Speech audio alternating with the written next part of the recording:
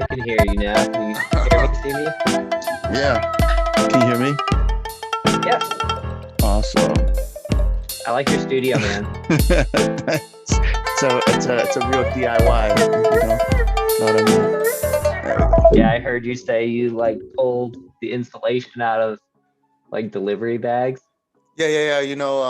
Like Instacart, how when they bring groceries that are frozen or whatever, I just open those up and pull it out. And that's what that is. Nice. So I love it. I don't know if it actually does anything, but I felt busy for a little bit. So, busy, feeling busy means you're productive, right? Like a hamster on a wheel. Yeah, that's awesome. Is this Oh. in a different room than your shrimp tanks? Oh, yeah. Well, for my shrimp, long story short, they're all dead right now. Well, I guess they're all dead forever. But I built I got one of those greenhouses. It's like just like a DIY. Well, I guess it's not. It's self-assembly. There we go. Self-assembly required. It's like they send you the poles and then the plastic, and then you put it over. So I had a bunch set up in there, and I had it set up for aquaponics. But my the pump system, it kept getting clogged. So then if I didn't go out and check it every day, then the water flow wasn't going. So then they weren't getting oxygen. Oh. So they kept dying. And then did you get to eat any? No. Oh well, out of the first batch, I had a couple that got big enough to eat, but so that was like my test batch when I was just doing them in tanks in the house, and then out of the ones that I did outside, I ended up they all died. the water it quit pumping, so then they stopped getting oxygen and then they died. Like, that's bad, man. Yeah, I have to reset. It ran for a little bit, but every once in a while I have an idea of like, starting a garden or just doing anything like that, but I usually end up killing the stuff. So yeah, there's a lot of what do you call it? Learn as you go with my projects, I think. So yeah. But no, yeah, my plan is to buy a house this summer, and really cool. Yeah, right now I'm renting. So a lot of the stuff I've gotten to the point I've minimized all the stuff that I have. Like even I had old furniture that was falling apart, so I just got rid of it. Now my living room, it's all like gym mat, those like foam mats in the gym. So now that's my living room is just like all foam mats, and then I have like a little like mini sauna, steam sauna. So now I just made the living room as like, yeah, that's just what I do, especially now with COVID. So I can. It's like your personal gym. Yeah, well, I do like my stretches and physical therapy in there. I built a COVID gym out in the back porch. I'm always doing some kind of project. I can't sit still. That's nice, man. But yeah, sorry, I went on a tangent. I've been trying to do like more like DIY car repair. So like I watched YouTube and figured out how to change my oil. I watched YouTube and figured out how to change my brakes. Oh, okay. Yeah.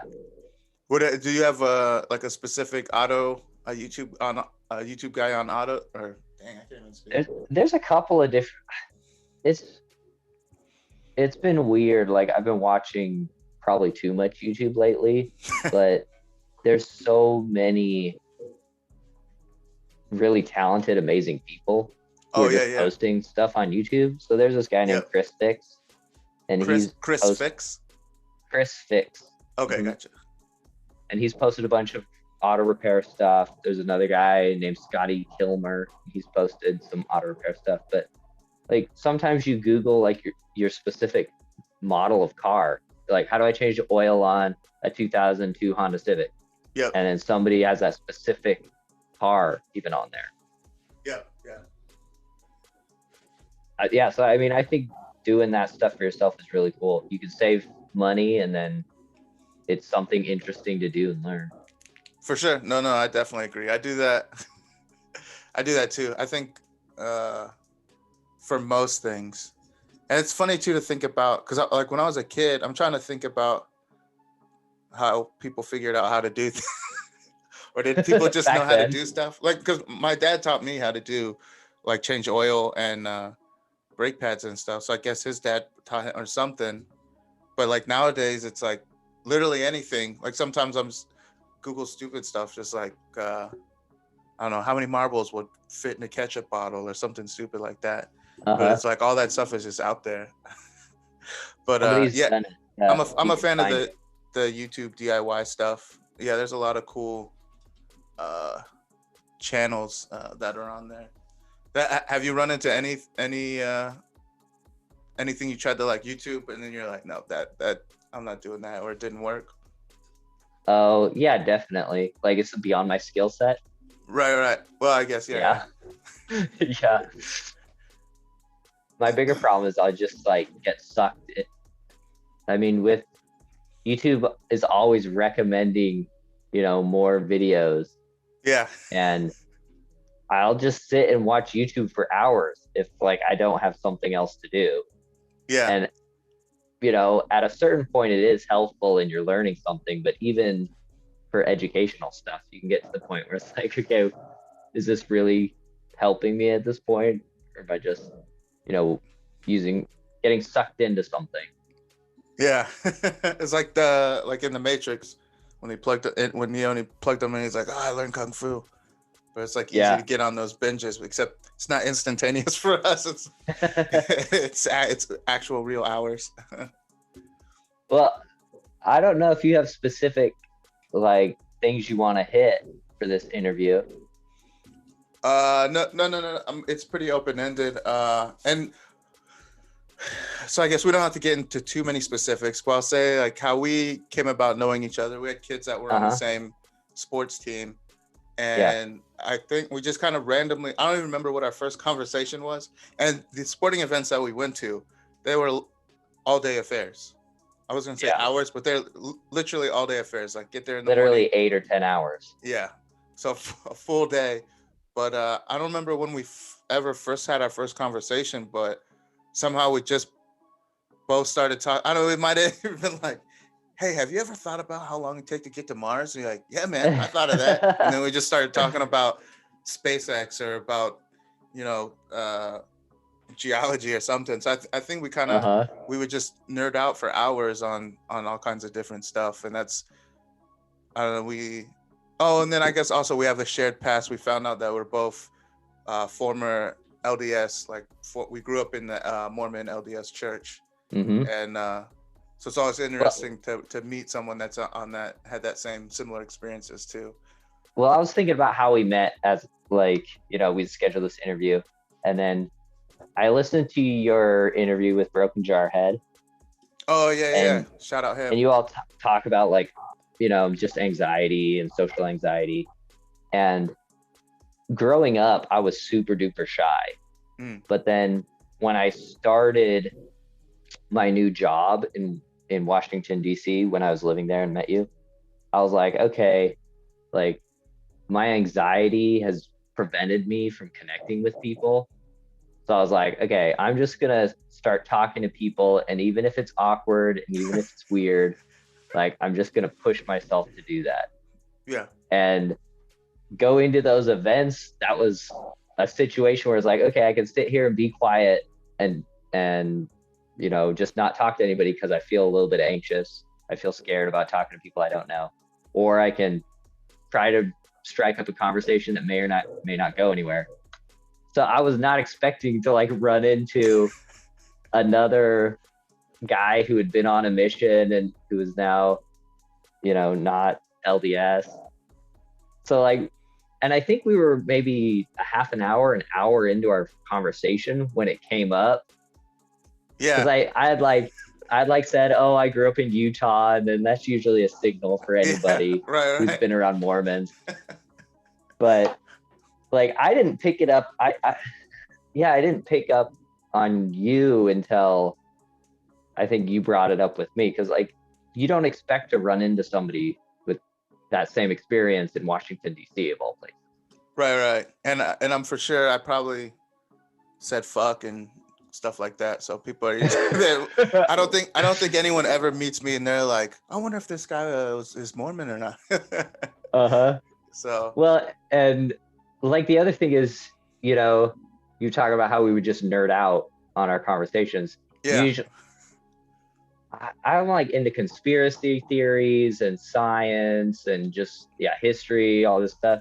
And then I was like, oh, this random other parent is actually into that stuff. So it was funny to connect, Right. because Yeah.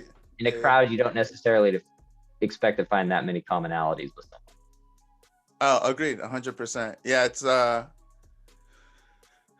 it's funny to me like how many there's like multiple different layers, kind of where I feel like we kind of like connect, or we have similar experiences or thoughts on, and I think it's just like we kind of both have a general curiosity, and Mm-hmm.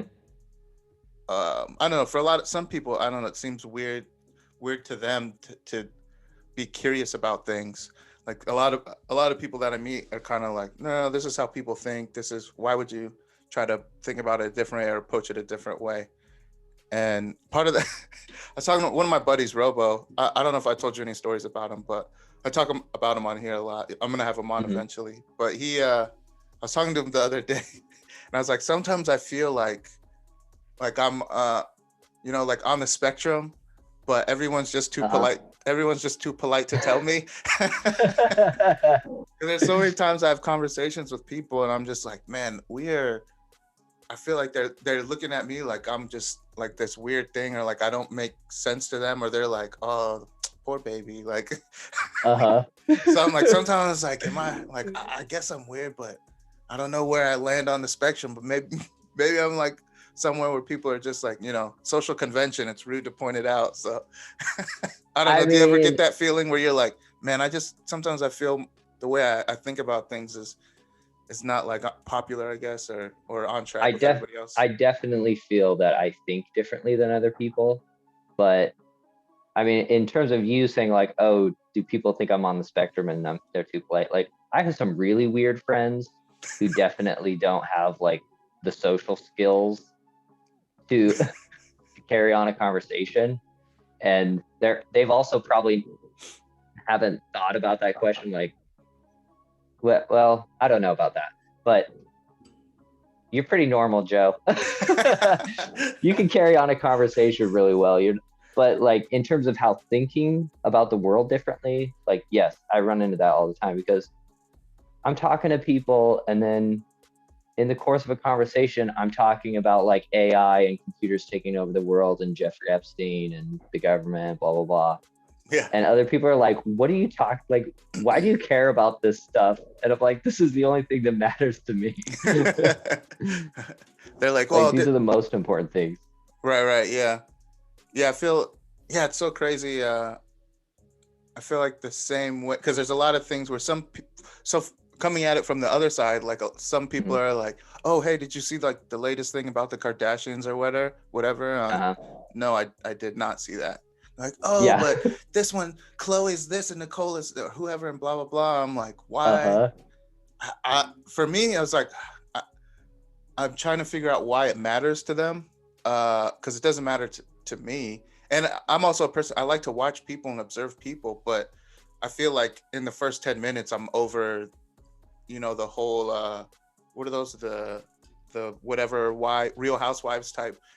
Oh yeah. It's like whole shows that are just kind of about like social pageantry. And just like drama between two people. For me, it's kind of like, all right, I get it. There's drama there. Do we have to keep watching it? Like, but at the same time, I watch a lot of MMA, like combat sports, like even like jujitsu. Well, I was just gonna ask you, like, do you watch? Or do you get into sports, like NBA, no, college basketball, anything like that? No, when I was younger, I used to, but it was really only like a social thing. So like watching football, like when I was active duty, we'd all do it. But for me, I never really liked watching. I grew up playing sports, so I liked doing sports and being competitive and doing athletic things. But I don't really like watching just regular sports, because to me it's just like I'm watching someone do physical motion. Like, would you go to the gym and watch someone lift weights? I don't think like Yeah. a lot of people. I mean, some people do, but I don't think you would for like an entire season. You know what I mean? Like every Yeah. weekend, watch this guy do his workout. And to me, Yeah. that's how I feel. Like watching like NBA or NFL or anything like that. To me, it's kind of like just watching people work out. Mhm. I like watching the Olympics, because it's, for me, it's kind of a different level. It's like watching people trying to be the very number one human being in that exact kind of event. So I get in, Excel in their area. right. Yeah. So I get into that. And then I watch combat sports, because to me, those are like the ultimate expression of physical competition, because it's like literally one person trying to physically overcome another person. And it's that kind of like chess match going back and forth. Yeah. And in my head, I can apply that to real life. But I mean, Well, yeah, you talk about like the pageantry yeah, of certain things that people get wrapped up in. And like for me, talking about how sometimes I feel weird or different than other people, like I also am not that into sports. I Mhm. forget that sports exist until I start talking to other humans and other men. right. And then I'm like, oh yeah, sports is a thing. Like people really like their teams and they really get into it. And I enjoy sitting down and watching a football game. Like if a football game's on, I enjoy watching it, and I enjoy Right. watching, you know, people do these really incredible things. For sure. But in Oh yeah. terms of like the narratives about certain teams and certain players, and like I just don't get it on a certain level. Right.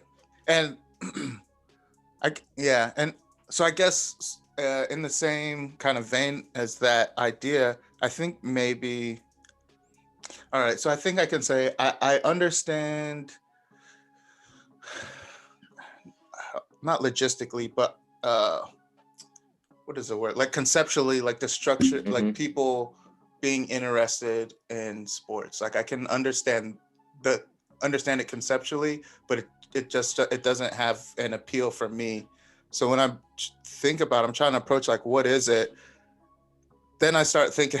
So this is what I think about when people talk about sports. Then I talk about why do Mhm. people watch sports. Then I think about the athletic movements that are incorporated into it. And then I think, oh, running fast, and then going back to people living in the like hunter-gatherer time. Then I think about, oh yeah, Mhm. there's a time when people had to run after animals and they had to hunt like pack animals and work together and coordinate. And then I think about, oh, maybe it's like something, because in our DNA, everyone that's alive now is because whoever came before them was really good at running and jumping and catching and finding berries. So I feel like it's kind of like that trend. So that's what I started to think about when people start talking to me about sports. So I'm like, oh yeah, where did that come from? Why do we do it? Kind of thing. Yeah. Well, I think that's where we think similarly, because you're like breaking it down anthropologically and evolutionarily, Right. and that's like I have thought similar things. It's like, oh, people, it's a chance for you to go and be part of all of this energy Yeah. and like belong to something bigger Yeah. than Yeah. Yeah. yourself. And so, but like, yeah, when I'm sitting down and talking to a new person, you're at a party or you're at your kid's school event and you're sitting down next to a parent, like that's what a lot of people do, default to. And then I'm like, oh, I don't really have that. I have enough where I can like fake it. Yeah. Yeah. Yeah. Yeah. Yeah. I know enough sports terms and like enough about sports that people start talking about certain players and certain teams, and I can like push the conversation on. Right. But yeah, my bread and butter is like the stuff that you just brought up. Like, oh, why do humans like sports? Like, what is it about it? Oh, evolutionarily, all this stuff was going on. Right. Exactly. One thing I would. Oh, sorry. Uh, if I can change the subject, one Yeah. Yeah. thing Yeah. that I've been thinking about in terms of humans and just some of the conflict and some of the drama that we even have when people talk about ideas. Mm-hmm. Because I don't know, growing up Mormon, I don't know how hardcore your parents were, but for Hardcore. me, The hardest, of course.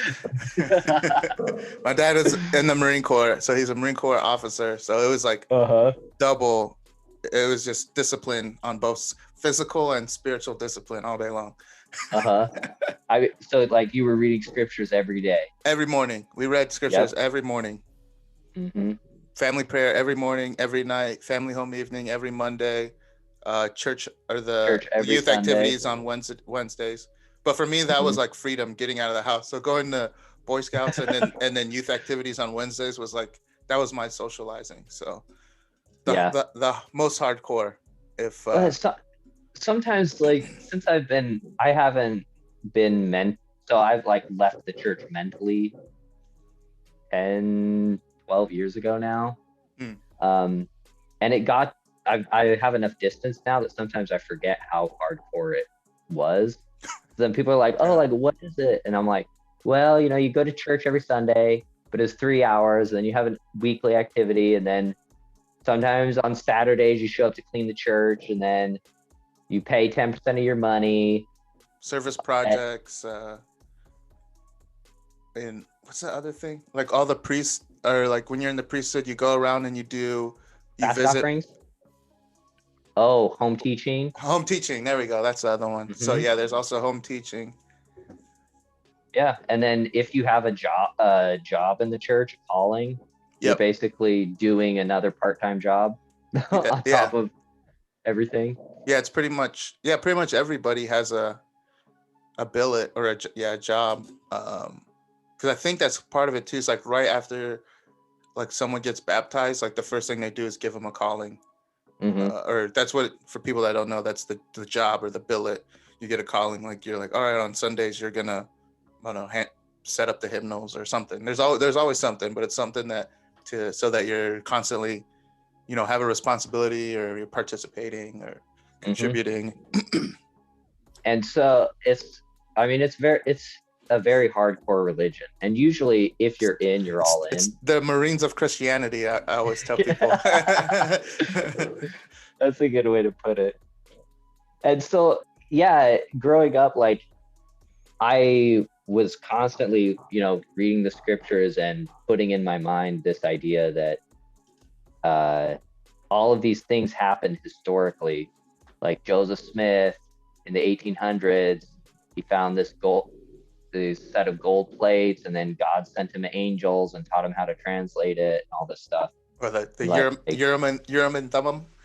The Urim and Thummim. I have so much like Mormon knowledge in my head. I wish there was like a game, like there was something I could do with it. I mean, obviously I could go to church with it, but no. You got a lot of cred when you meet other Mormons. Yeah, I always bring up the weirdest questions with whenever I meet someone that is like active or formerly was, or especially like my buddy. I don't know if I did an episode with him, Good Mormon, Bad Mormon. With one of my buddies I grew up. We were in like from 5th grade through 9th grade when I lived in Virginia. We were best friends, and he's still active. And so I always have like these weird thoughts because I have all this Mormon knowledge, but this not Mormon mind. Which got me in trouble at like in seminary class, like all my classes, because I'd always ask questions. I'd be like, well, what about, how come there's dinosaur bones then? Like I had one teacher, she was like, well, those dinosaurs didn't ever live on Earth. Earth's not millions of years old. It's because God he created the Earth using pieces from all over the universe. And I was like, so you think there was another planet where dinosaurs were alive, and he grabbed handfuls of dirt from there to make Earth, and that's where those bones came from? Is that what you're telling me? And you're like, it's possible. It says in the Bible, you use pieces from all over the universe. I was like, so then there was life in other worlds. And then they're like, well, it says he's created worlds upon worlds. And then once you're like trying to make sense of it, then because for me, like a lot of really religious people want to be very literal about certain parts of religious texts, but then on other parts where it like actually clashes with science, then they're like, well, well, then it's like, or maybe you should just have why faith. do I need to explain it? Yeah, stop asking questions. You should have faith. Pray about it for yourself. It's like, why are you saying you're my teacher? You're teaching me. You don't teach me to ask questions. You're just teaching me to regurgitate and eat whatever you're feeding me. Like, all right. I mean, if that's the game we're playing, let's just be honest about it and say it. That's maybe also how you're different from other people, because I feel like a lot of people are like, why are you asking these questions? Like, these are stupid questions. To me, I'm like, why aren't you? But, like, even if exactly. let's say yes, if what you believe is true, then why are you threatened by questions? You know what I mean? If you're confident in what you believe, my questions shouldn't threaten that. Is how I feel. That's how I kind of approach things. Even with my thing, there's plenty of stuff that I'm sure ways I think that are wrong or, you know, off skew or incorrect. And I accept that possibility.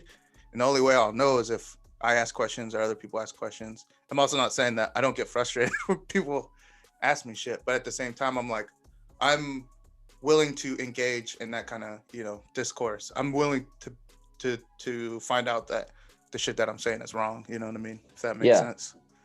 Well, and like going back to evolutionarily, it's uncomfortable to feel like you don't know things, and that you don't know how things are going to play out. And so if you are part of this group and the group is like, hey, we actually know everything. We know all the important stuff and we know exactly what you're supposed to do. And we have all the answers. Here they are. You don't have to worry. You don't have to feel anxiety about uncertainty. You can be certain. Right. And to a certain extent, like, I did feel safe in that area. Like, it felt good to be part of like this winning team. Like, you knew you were on God's winning team. Right. Also, there was part of my mind that had those questions. It was like, wait, how did Noah fit 2 of every animal on the ark? Like, even if the ark were as big as the state of Utah, right? Yeah. How do you fit that many animals for that many days? Like, the poop alone, like, just think about any zoo that you have been to. So you're saying that whole zoo was in a boat. Yeah. And just like, I don't know, maybe it sounds like, you know, you wanted to understand the nitty-gritty details. Right. But then other people are like, wait, like, why?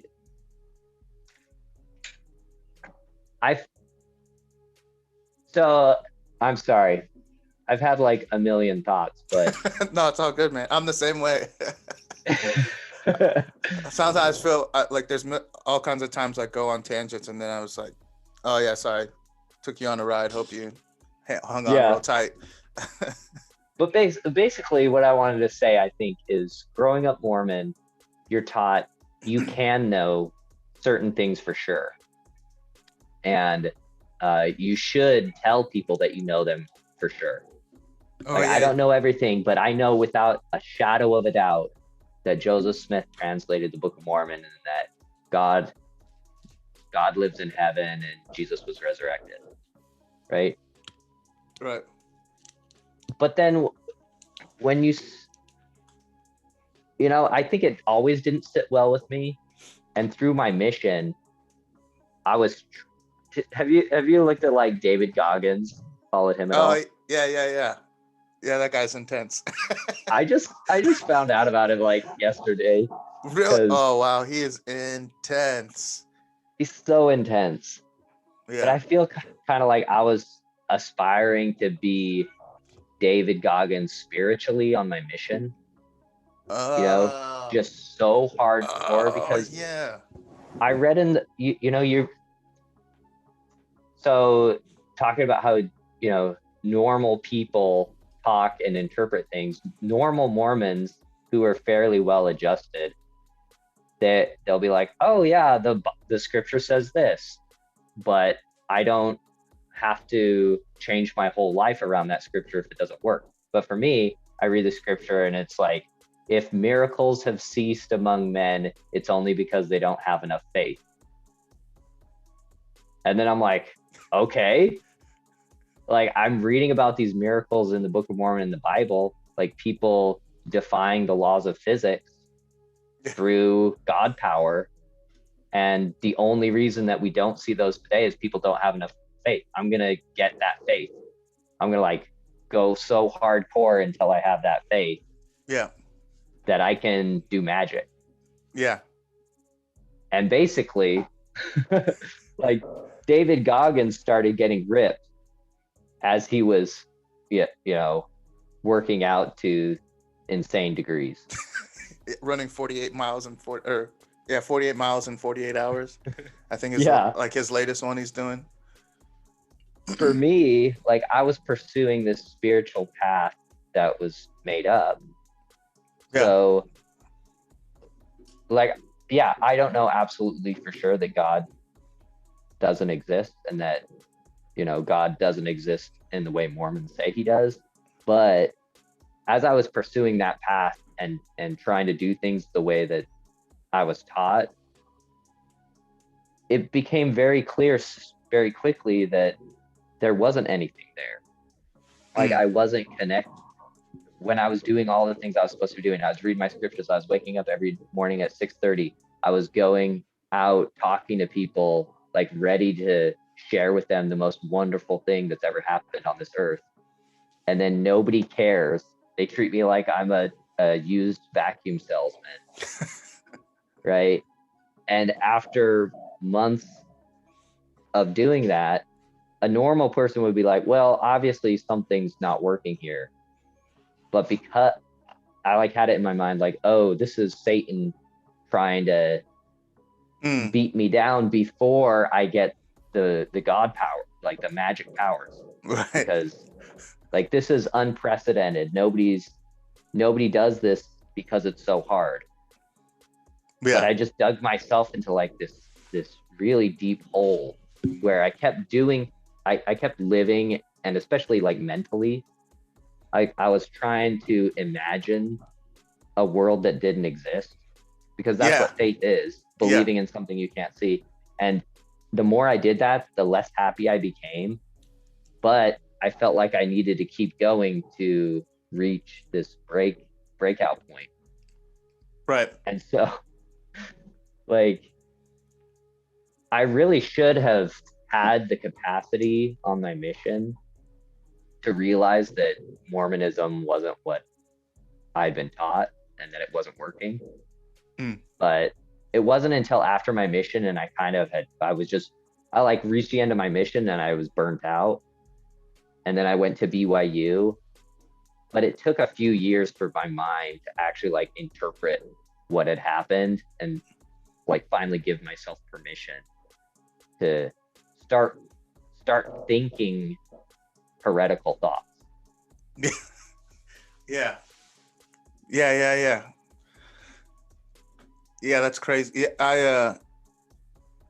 It's crazy how I feel like I relate a lot to all the things, that entire experience and that line of thinking. So for you, you said, so you went on your mission, then where did you go, if you don't mind saying? I went to the Midwest, Spanish speaking. Midwest Spanish speaking. And that was also really interesting. I mean, just separately, like my mission was the worst 2 years of my life. And a big part of that, I mean, people ask whether Mormonism's a cult or not. And I'm, you know,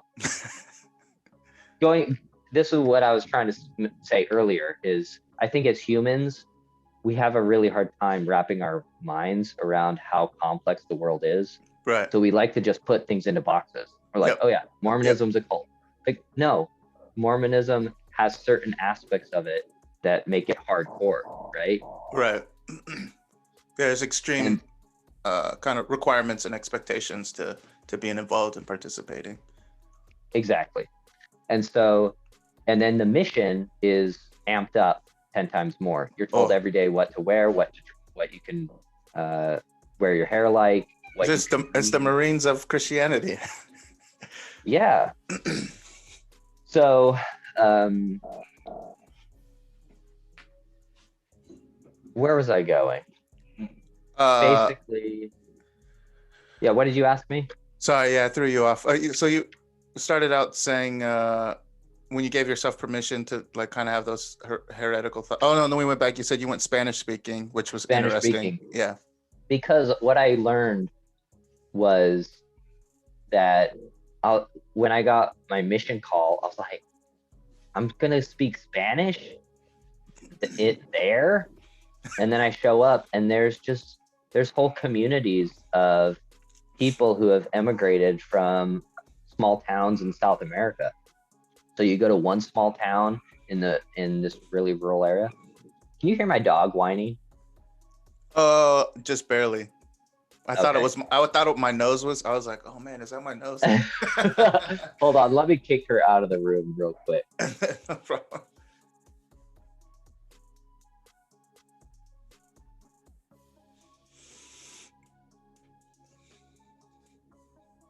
So what I learned was, there are these whole communities that just immigrated from South America. And so you have in this one small town where there's a paper mill, and there's all these people from El Salvador, and they all moved from the same town in El Salvador. And then you go 50 miles to another town, and there's, tobacco fields, and there's all these guys from this small town in Guatemala, and they all moved up to the United States. So that was very eye-opening to me to see that there were these whole communities that were flying under the radar and really, driving and maybe not driving, but part of the world that we live in that just people don't look and think about at all. Right. And kind of what you were saying before, like you have this curiosity. I'm like, what's going on? Like, I had no idea that there were so many people who had immigrated to the United States and and a lot of them had immigrated illegally, but they're willing to work these really hard jobs that a lot of other people don't want to work now. Right. And then just getting to know them, as a kid who grew up in the suburbs of Utah, I think, you just don't know that much about the world. But I got to experience just this really deep kindness and generosity from people who they had no reason to be so nice to us, but people would just invite you into their trailer. They're living in complete poverty, and they'll cook you food and feed you. So, I mean, that was a really good part of my mission. But, just how hard it is for us as humans to wrap our heads around things. I think it's a lot more comfortable to feel like you understand what's going on in the world, and that you have a hold on it. Yeah, it's a lot better to not feel lost, even if you're lying to yourself about where you are. So you're like, no, I'm not lost. I'm here, but you're in like a completely made up place. But yeah, I agree. If you don't mind, if you don't mind me jumping in real quick, just because like you keep bringing up how this is the thing I feel like I notice, and I try to fight in myself, is that thing of trying to take that shortcut of like, I don't want to feel lost. I don't want to feel like I don't know what's going on, or I don't understand. Like I feel out of control of my understanding. So I take shortcuts and put things or people into boxes and labels. Because there's this TED Talk. I can't remember the lady's name that gave it, but the point she makes, she talks about how we're all cognitive misers, because we all like immediately we come into situations and we usually operate on the like quickest assumption based on our experiences or on information other people have given us. And it's, you know, it's a cope. I mean, it's a survival. It's just like a, not even survival. It's just like a regular day-to-day living methodology, just because it would take so much time and energy if in every single situation we went into, we did it from like a completely kind of open-minded and objective perspective, because we'd never be able to get anything done if we were always doing that. It just takes too much time, especially nowadays and how fast everything moves with technology and electronics and the passing of information, since we're literally passing information through the air constantly. So it's like it would be almost impossible to keep up with the current state of society, culture, and technology, and be completely objective and open-minded in like every single aspect. So I mean, it's, you know, it's a real difficult balance, and that's a thing that I try to keep coming back to, and I always ask myself is like, oh, do I think this, or am I feeling this because of some kind of some like cognitive shortcut that I took to try to quickly move through it. And I feel that's kind of thing like a point that I feel like I agree with you that you're making, that you're pointing out. So it's and it's really cool. I feel like, so for me, like having gotten on I went to the Philippines and then being in the Marine Corps and traveling, for me it's the same experience. Even though I grew up in a Marine Corps family, so we moved around a lot. But for me, it's very interesting because there's kind of this American idea, I feel like there's like kind of like this not mainstream, but there's this kind of accepted status quo idea of what an American lifestyle is, and that's attached to that is kind of like, this is the American idea of life, and attached to that is, this is the best way to live life. I think is and that Americans hold, or that other people in other places hold about America. A little bit of both, I think. But for us, especially since we're Americans, so we kind of get to be spoiled by that line of thinking, because we're thinking, oh, this is the American idea of life, and attached to that is like, this is the best way to live life, and oh, I'm an American, so I'm living the best idea of life, or I'm working towards living that life, or doing something that supports that idea of what American life is. And then my experience going in other countries is they are very aware of that idea that's being advertised, on TV, movies. Like if you watch movies about, I won't go on a tangent yet, but so it's like that they're very aware of that idea that we have of what American life is. And obviously if they're not in America, they may not be living that exactly, or they maybe have comparable, like housing and education, etc., but they're not. But then they're like, oh well, but I'm not in America living whatever, all that cool stuff that's on TV that people are showing, like, oh, this is what life is supposed to look like. And part of the kind of skew of that is like, so when I was in the Philippines, like originally my mom's side of the family, they come from, 90% of the country is poverty level. So it's very different level of living over there. And like, so a lot of the people, I go around to their houses, and it's the same thing. A lot of people, we go to their houses, and so there's a thing called merienda. So whenever a guest comes over, you mug merienda, you give them like a snack, like a snack and something to drink. And so like if they're really low, like income people that have like almost literally no money, so they'll give you like saltine treats and water. So it's like costs them money, but it's like, so it's kind of like this, social convention that if you have a guest, you give them merienda. So me, like I'm sitting in these people's houses, like sitting on these little bamboo furniture, like eating saltine treats and drinking water or Kool-Aid flavored water or whatever they have. And everybody too, like even in like the like really poor squatter areas, I try not to use that word poor, like, but it's like it's I think it's not offensive, it's fair to say squalor, because there's some people that they're living on literal rivers of garbage.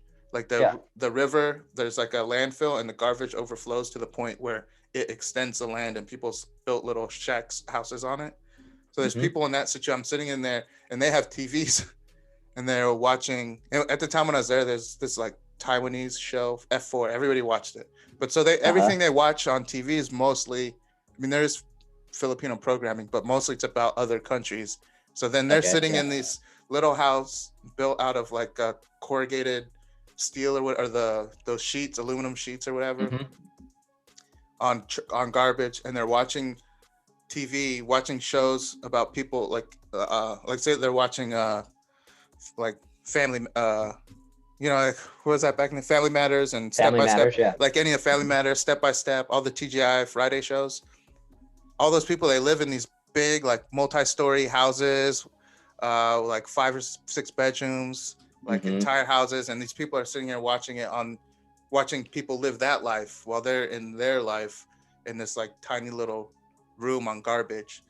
So for me, like sitting there with these people that are like being real generous and accommodating to me, just being there talking to them about church stuff, or when I was there in the military, being there for the military, Yeah. and then looking back at my life, like I go back to my life in the States, or it's like, dang, that's such a huge gap that it also like really turns in my brain about ideas of like geographic sovereignty, like how everything used to be about planting the flag. Like once I get here, I plant the flag.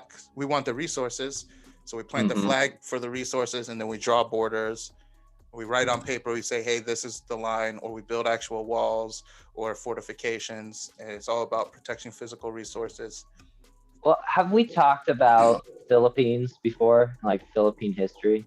Phil- uh I don't I don't know, maybe I, not in I don't know. detail, maybe, I don't know. Well, because, well,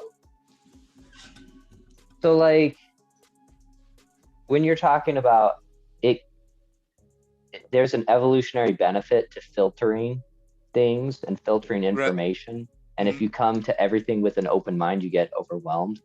Yep. I feel like I kind of had that bent to dig into everything, be inquisitive, ask questions. But then after Mormonism, I felt like I had been so tricked Mm. that I need to investigate everything myself. And sometimes Mm. that does get overwhelming for me. But, with that mindset, I just started reading history on Wikipedia. Mm.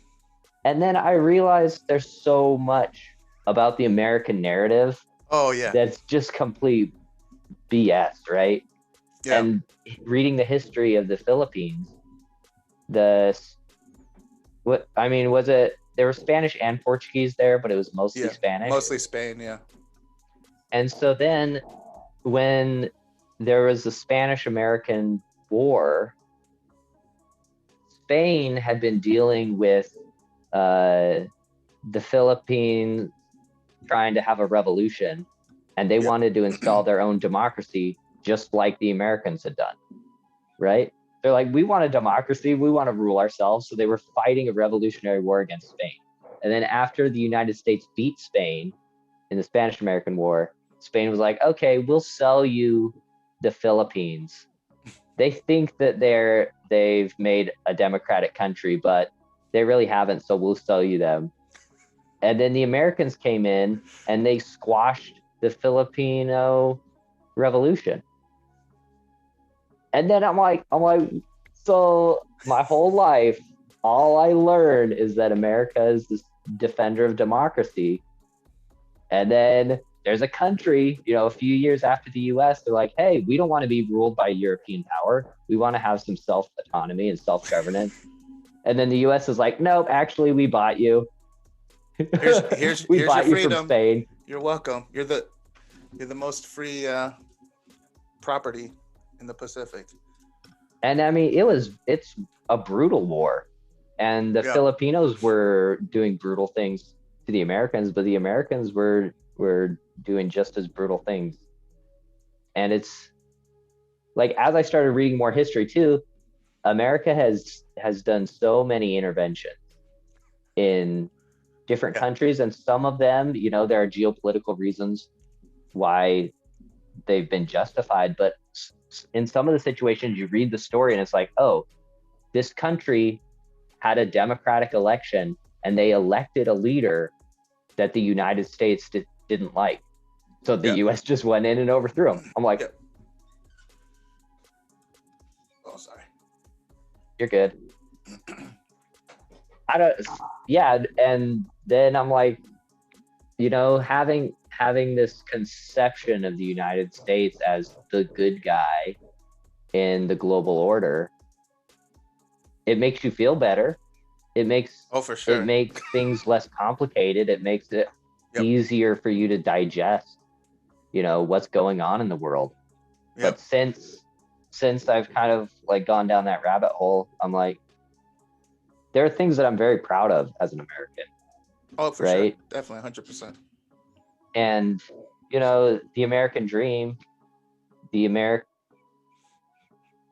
American dream that I've consistently heard is, right, we have a set of rights in the United States that everybody gets. Everybody gets a fair chance, and if you work hard, you succeed. That's what we tell us, yeah. And, that's true to a certain extent in some cases. Mm-hmm. But for a lot of people, that hasn't been true for a long time. Right. And then in the rest of the world, that's not been true in a lot of cases. Yeah. It's the most true in America, for sure. But it's yeah, I go back and forth on it too, because it's the same thing. Yeah, for sure. Love America, proud of America. I mean, I spent 9 years in the Marine Corps. I come from like 2 or 3 generations of military members, but at the same time, I'm not so. And this is a change that's gone through my mind. Like even during the time that I was active duty, that I'm not. I guess I don't know. So vain or close-minded to think that everything that we do is right or is the best for everybody. Mm-hmm.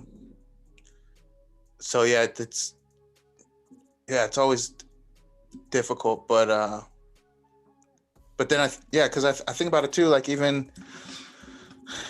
even just, and I think we've talked about this too, like when is the last time you've seen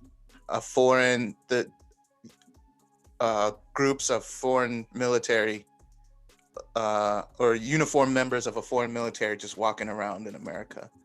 Mm-hmm. Basically never. Only when there's Never. like specific or specific exercises that they're invited here to do. You know what I mean? And even then, it's not like.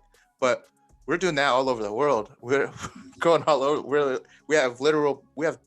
And yeah, tell me how many foreign military bases are in American soil? None. Mm-hmm. But we have them everywhere. We have military bases everywhere. So it's. And I don't say that to say it's right or it's wrong. I'm just saying it to say, look at the difference. Like, think about what other countries must think. Because it's a thing that as Americans, we don't have to think about. We don't have to think about, this foreign military, like all these dudes or men and women are in this military force right here in our town or whatever. But we do that everywhere we go. So, Yep. So it's interesting. Yeah. Stepping out and like abstracting that question, right? So as American, myself as an American and growing up as an American, I just kind of took some things for granted.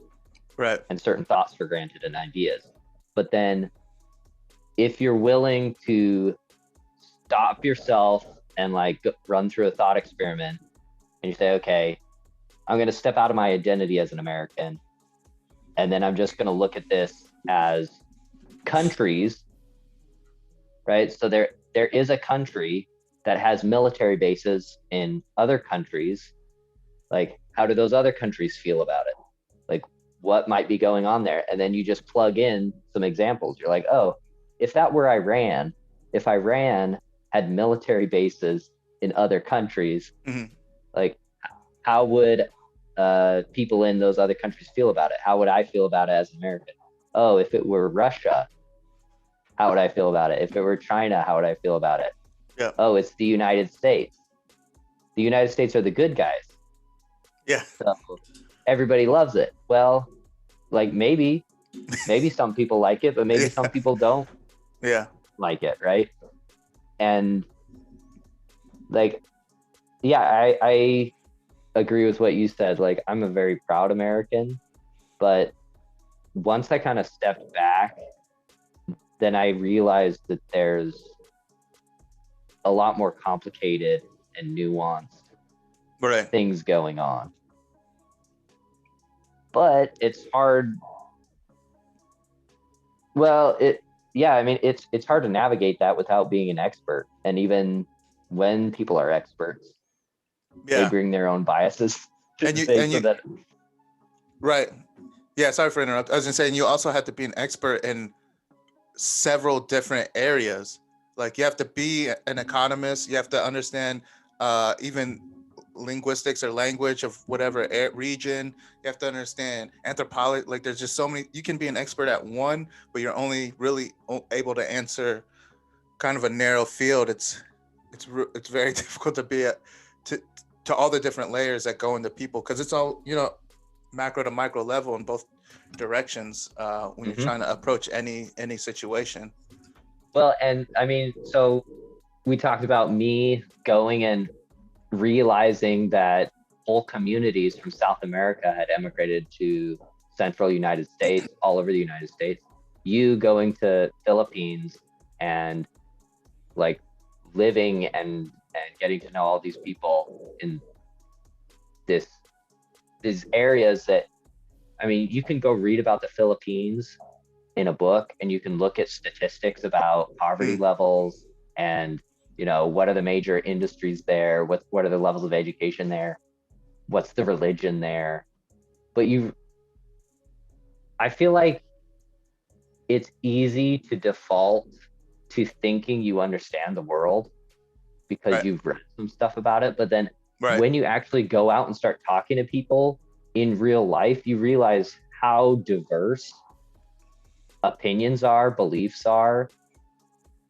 Like it just gets almost incomprehensible. It's Yeah. just really unwieldy. So then, yeah, it makes sense that humans have made all these shortcuts Yeah. to put things together. But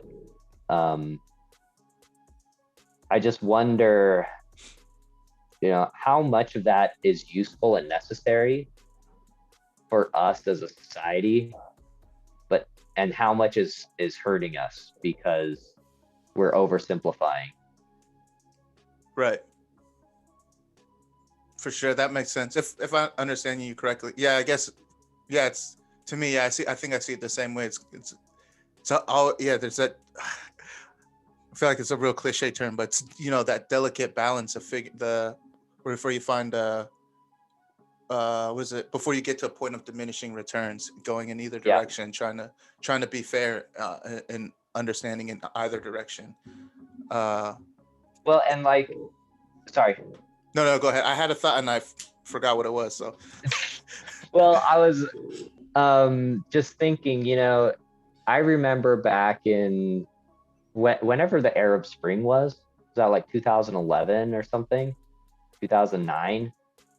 But oh damn, yeah, I can't remember.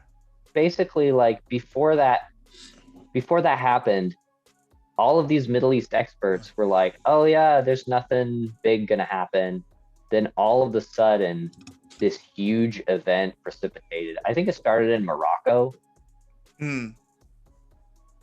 I could be getting this totally wrong, but I remember hearing the story in one country. There were all these government regulations, and this fruit seller, like, he couldn't get the right permit to sell fruit, and he was literally like, his family was gonna starve because he couldn't legally have a job.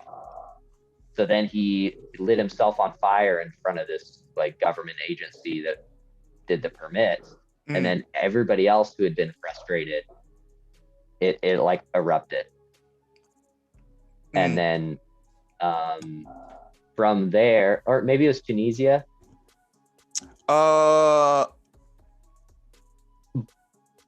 But yeah, I'm trying to remember, and trying to remember the term for that too. Self-immolation? Yeah, Mollification. immolation. Self-immolation. There we go. Yeah. Yeah. And there's the monks do that a lot. That area. Dang, I can't. It's right in the back of my head. But yeah, sorry. Go ahead. Yeah, but if it pops in my head, I'll blurt it out. Yeah, just jump in. But then, like, all these different countries started having these revolutions in the Middle East, and then even Syria. I remember reading this article from somebody in foreign policy or something, and they're like, "Yeah, actually, the prince has, or is it President Bashar al-Assad, whatever he is." General. Is he general? Yeah, I don't know.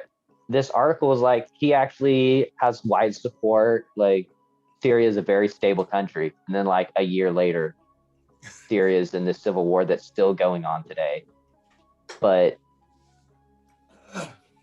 I just have, like, I've become more and more of a skeptic. I'm like, who really knows what's going on? Who really knows what's going to happen? You have these human societies and cultures and systems that are so complex. Like, do people really understand what's going on? Right. Yeah, I agree. Yeah, that's a good question. And that's another thing I think about too, because it's so kind of going back to in the beginning, we are talking about people that like watching sports or the Kardashians. I think it's it's very similar because the point you keep making about how as humans we have seemed to like make those shortcuts, like condense these narratives into these like easily palatable portions. So I think a lot of time that's where kind of comes out, like all the stories that we're learning about, it's not even like third hand, it's like the whole telephone game by the time we hear about it. And and to make the for the message to be able to get to the widest audience has to be like the most consumable format. And the easiest thing for us as humans to understand, I think, is like if there's like a succinct storyline to it. If it's like, all right, we can identify the antagonist and the protagonist, and then we know where in the story we're at. Like, oh, rise in action right now. We're gonna get to that climax because we like it to be tied up into a little bow that we can easily receive, understand, and then like regurgitate or share or pass on and participate in that whole information sharing type process. So I think even like, because I give it, I guess simplify it that easily. It's huge. It's like it's a series of reality shows and the telephone game, all like intertwined together, all at the same time. So it's nobody. So even the people that are in the actual situation, like say even in the like the Arab Springs, that situation specifically, saying even the people that are experiencing it at the time that they're experiencing it, they only understand it from their point of like them being involved in it. They probably still aren't exactly aware of all the different storylines that are coming out. So by the time they come out, it's like what we're hearing is like a whole different thing than what is actually going on. So it's, I don't know, I guess I'm saying all that stuff to say that, yeah, I agree with what you're saying. And it's also feels kind of daunting because it's like, well, then what the fuck is the point? I'm never going to understand what's going on in the why does it matter what I do. And I was like, so I should just like limit myself to my immediate area and what I can like have a physical touch on. But then at the same time, I'm like, but I want to know what's going on in other places because I know that it exists kind of thing. So that's I mean, you put that in really good terms about people digesting the narratives that are understandable, right? Yeah. And I've had that. I mean, I think you were saying that you feel like because things are complicated, you want to come in and focus on the direct connections in your personal life, but then you also just have this interest to understand the wider world. Right. Is that what you were saying? Right. Yeah, exactly. Yeah, because I mean, I feel the same way. I'm glad it made sense. I had an idea when I started talking, but I wasn't sure until I got to the end. So. Yeah, I mean, I've kind of explicitly said that in the past couple of years when I've felt overwhelmed, because I'm like, people tell me a palatable narrative, but then because I've gotten to this point of extreme skepticism, I'm like, I don't know if I believe that. And how would I know if it were true? How would I know if it was false? Right. Right? I would have to go start interviewing all these people on the ground in different places to figure out if that narrative actually makes sense. But, You'd have to be like a journalist with multiple doctorates, like in different fields. Well, I was talking to my brother about this the other day, just because I feel like in recent times, and maybe this has been going on for longer, but there's this feeling I get from hearing, and maybe it's just Twitter and that Twitter's terrible, but certain people are like, they use experts as a way to tell people to stop asking questions. It's kind of like your seminary teacher example, right? You're like, well, how did dinosaurs get here if God created the earth in 7 days and made the animals? And then the seminary teacher says, well, God maybe recycled parts from other planets. And then you're like, well, when he recycled pieces from other planets, he literally just took like big chunks of dirt and continents and just shoved them together. And then the seminary teacher's like, well, maybe. Why are you asking this question? Like, I don't need to go down this road. But then with certain questions, like across the gamut, and I mean, I think we're having a lot of different debates about different issues globally and in the United States right now. But for sure. certain sides, they bring out an expert and they say, look, this is what the expert says. Why are you arguing with me? It's like God created the earth in 7 days. It's here in the Bible. I'm the seminary teacher. Stop arguing. Instead of like, I'm the expert. I have a PhD in whatever. This is why I believe this thing I'm telling you. Right. This is why I believe in global warming as a climate scientist, because I've looked at these different experiments, and these certain gases, carbon dioxide, actually holds more heat than other gases like nitrogen. And here's an experiment where I saw that. And so it makes sense to me that if we are producing a lot of carbon dioxide, that we could have a greenhouse gas effect. Right? I haven't heard very often that type of explanation, that I'm an expert and I'm going to try to explain it to you in a way. I'm going to try to explain to you, anyone who is, willing to listen and think, and who's in, because I think most people are intelligent. And that's one thing I learned talking to people who are working in, the worst jobs in America. Those people aren't stupid. They just don't have access to there you go. opportunities that other people have. Yeah. So I think, I've heard a lot of people dismiss people that have certain ideas and beliefs, and it comes from atheists too, about religious people. Like, oh, these idiots, I can't believe they believe this stuff. But I mean, I think generally people are smart, and that as an expert, you should explain to people why you believe something and make a good argument why you believe it. And you're an expert, you should have, data and a lot of reasons behind that. But I feel like I've heard people use it as an excuse to be like, stop asking questions, shut up and believe what you're supposed to believe. Right. Like, personally, I believe in global warming. It makes sense to me.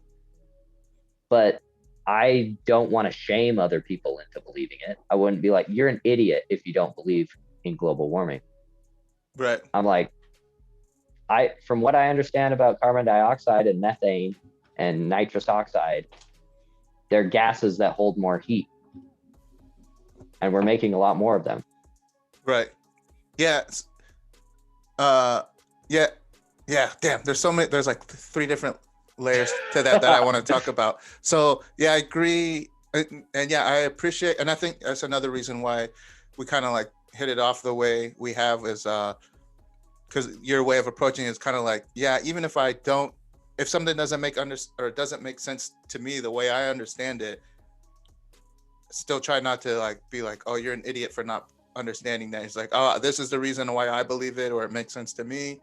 I'm open to hearing why you think differently, kind of thing. That's the feeling, message I'm getting. Don't let me put words in your mouth, but that's kind of the vibe I'm getting. And then also, so then on top of that, yeah, it's saying how you feel like you haven't seen like experts that come out and have that kind of like concise explanation, be like, hey, I have a PhD, this is what I believe about this, and this is why. I think part of that's also a function of a lot people that are so experts, we'll say people with scientists and research, people that are professional seekers of information. I think not all of them. So all the platforms on which they can express their opinions are limited. So you can obviously, you know, you go and read scientific journals, you can find that stuff. But you know, the average American, an average person in the world isn't sitting around like going. It doesn't have subscriptions to, you know, the different PhD level journals and things like that, and or might even have the ability to, you know, read the technical details of, you know, temperature change and you know, pressure, whatever, all that kind of technical stuff. So I think the people that end up getting on the platforms that can reach large amounts of people, those platforms are politically controlled, or they all have they have the message that they're allowed to promote on those specific platforms. So the experts that come on there are only going to be the ones that fit that have the, what's that called, confirmation bias. So it's just like professional confirmation bias, really. So I think, and then also people as humans, like we said, we try to keep things simple. So the places that we choose for sources of information, a lot of times it's going to be we're like, all right, I agree with what the general message of these people, or it makes sense. So this is who I'm going to go and listen to. Like most of us aren't going like, I'm going to go listen to someone that has contrary beliefs to what I'm thinking, or has like they say they have scientific fact that negates what I personally believe. I don't think most people are not like going out and being like, that's where I'm going to try to find information. Yeah, so, exactly. So I feel like I'm sure there are people that are able to and do express or you know, propagate messages in the way like you're saying that you wish there was more of. But I think it's a matter of the platforms that you're able to find them on. It's very limited, because it's like, as we know, like if you can go. So I was working in a work area once, and we'd have they would have a TV with like 4 different screens on it, and it had different news networks on it. So like in the military, like on a lot of the office floors or whatever, they'll pipe in the news, and it'll be in like the different blocked out. So I have like MSNBC, CNN, Fox, whatever. And it's so funny because you can literally see in real time, they're all talking. There are a lot of times, so they'll either all be talking about different things, or it's even funnier when each station is talking about the same thing, but their little headline, their little tagline it's what do you call that? Russell conjugation, you know, where the little blurb, they skew it in a way that's beneficial to their point of view. Like instead of saying like, oh, immigration is up, or they'll say like, immigrants flooding the border, or it'll be like, people were saved and taken in while crossing the border, or something like. So it's just it's all about, I think, I'm stupid. I have to look up the actual definition, but it's like there's a term, Russell conjugation, where it's the way you express the way you talk about a topic is implicit, is kind of has like an inherent bias to it. So it's like the way the person hears it, they're like, oh, you're telling me this because it's negative. So it's like, oh, when they're talking about immigration, I'm hearing it negatively, or oh, they're talking about immigration, I'm hearing it positively. So that's like, you can go across all the platforms and you see it in those 4 blocks. It's like they're all talking about the same thing, but you can tell what their stance or point of view, what they support. When did you like come across that idea? Like the Russell conjugation stuff? Russell conjugation. The So I feel like I've had that idea in my head. I didn't know what the actual term was for it. Yeah. But I think I want to say, I feel like it was on. I feel it was either like Eric Weinstein or Sam Okay. Harris or Jordan Mhm. Peterson. I feel like it was one of them or Lex Fridman or Yeah. either one of them talking or them talking to each other. I think was the Yeah. time when I really and stuck in my head. I was like, oh, Russell conjugate. I was like, that's good. I was like, Well, that's because I agree. Like what you were talking about is there are experts who do try to reach out like that and explain like that, but the way mainstream media works and news media, like you read an article in the newspaper and there's a limited amount of space, and yeah, you listen to news on MSNBC or Fox News, there's a limited amount of time. yeah, So they break it down into the easily digestible narrative, and then those different networks have their different political leanings. And so I think that's part of the reason why I've moved so much to YouTube, is because like your podcast here, longer form content, you're not constrained on time. You yeah. can explore ideas. You can, if something is complicated, you can delve deeper into it. And I really appreciate that there are some alternative outlets. Oh, for sure. Yeah, And I think I've listened to for me, the problem is just I'm overwhelmed by content, right? yeah, right. You can't those 5 podcasts you just mentioned, you can't listen to all of their content Yeah, and still have a life. Like that's like it's just those 5 names. That's like to listen one podcast each. That's like almost 30 hours of content right there yeah. for one episode each. Yeah, Yeah. So you just can't do it. But I appreciate that people are exploring those ideas, but it kind of freaks me out that a lot of those people have been so maligned. Mm. Because, like, yeah, I don't agree with everything Jordan Peterson says. I don't agree with everything Sam Harris says. Like, I don't agree with everything anybody says in a lot of cases, right? Right. Yeah. But people should be able to talk. Like, that's part of one of the freedoms of America, is Yeah. It's that supposed to you be have like the first freedom. you have the right to think stupid, incorrect, offensive things. And you have the right to say stupid, incorrect, offensive things. Yeah.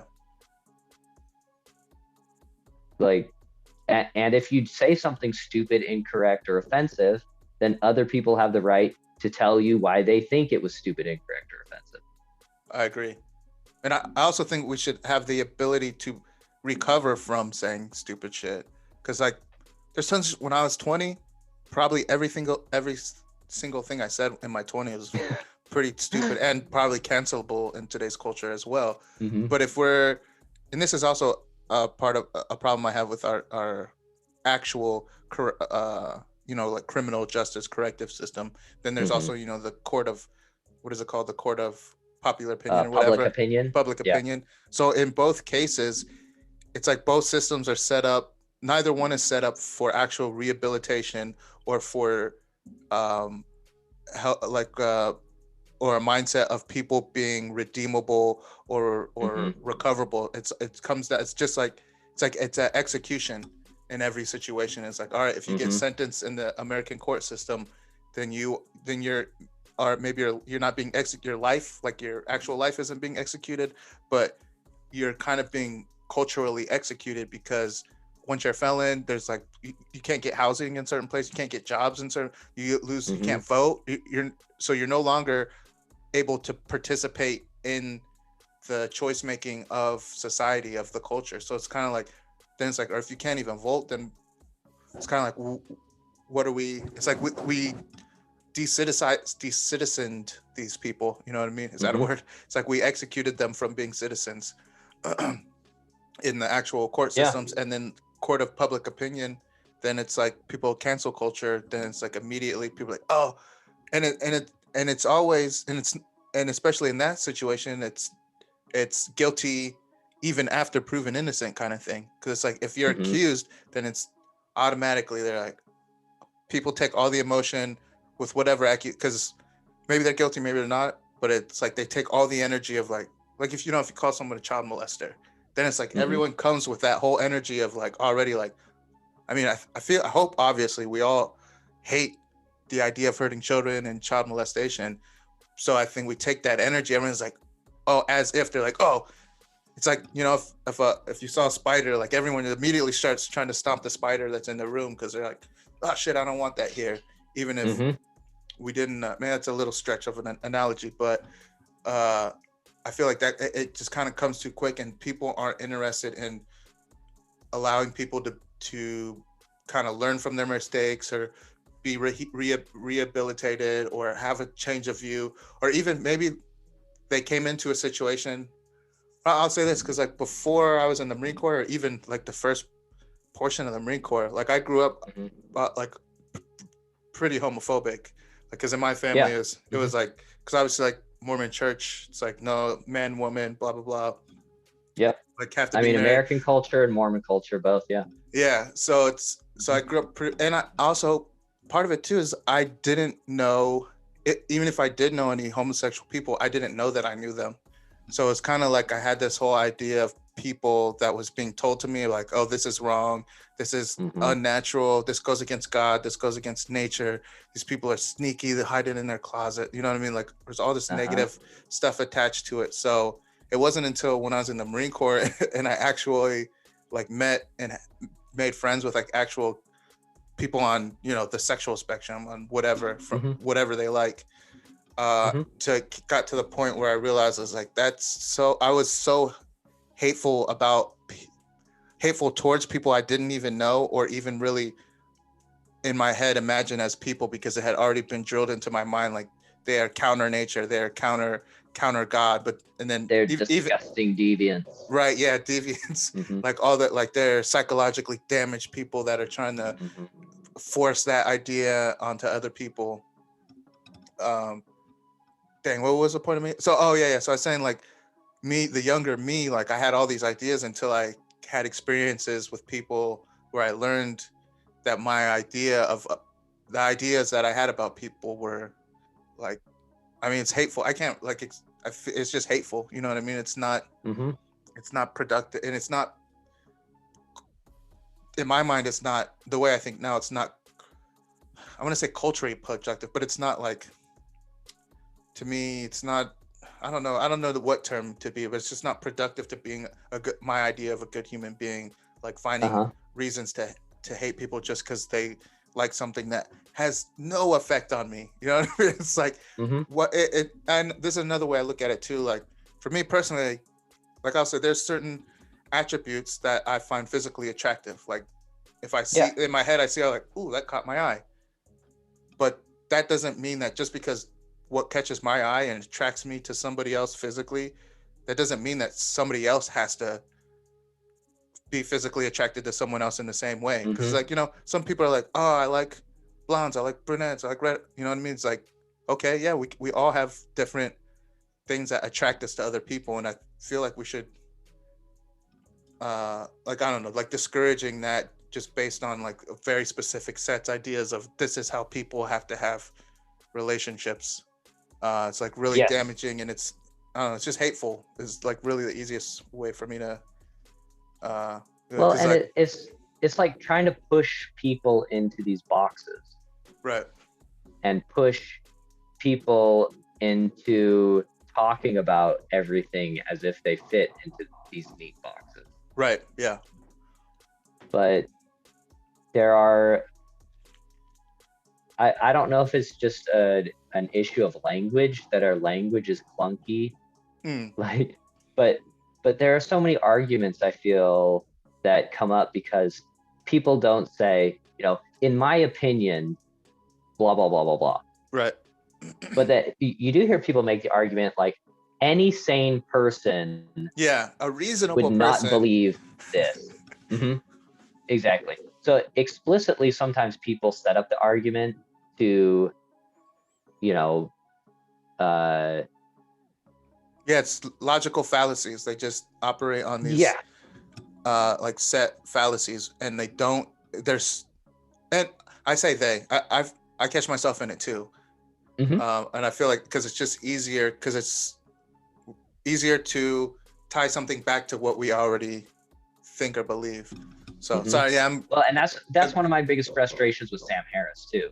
Is I used to mm, listen to a lot of him. I yeah, don't listen to that much anymore, but I mean, he talked a lot at a certain point about steel manning your opponent's argument, right? So instead of excuse me. putting up Okay, a straw man that you can easily, you have somebody who believes an argument that you disagree with, and then you explain their argument in the weakest way possible, so it's easy for you to knock it down. So you right, can knock down the straw man. A right, steel man, you create their argument the best possible way it could be constructed, and it's a man made out of steel. And if you can take down the steel man, then actually you've really shown that the argument doesn't withstand scrutiny, mm, because even in its best form, its strongest form, it doesn't withstand scrutiny. mm. But I feel I with feel that assumes a lot of things even still.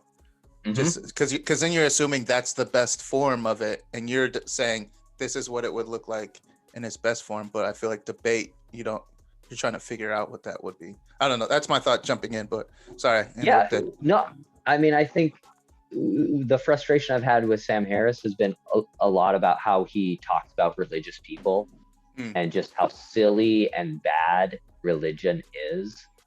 mm, But I'm like, you never grew up in a religious community. You haven't experienced a religious life. And like, I was deep into, I mean, for me, Mormonism was a cult.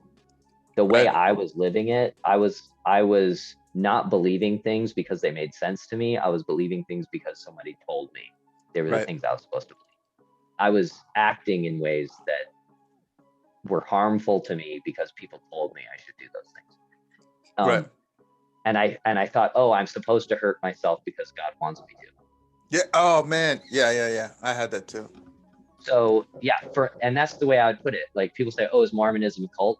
I don't know. I think there are people who are very happy in Mormonism and who are healthy, mentally healthy. They're happy. They're living a good life.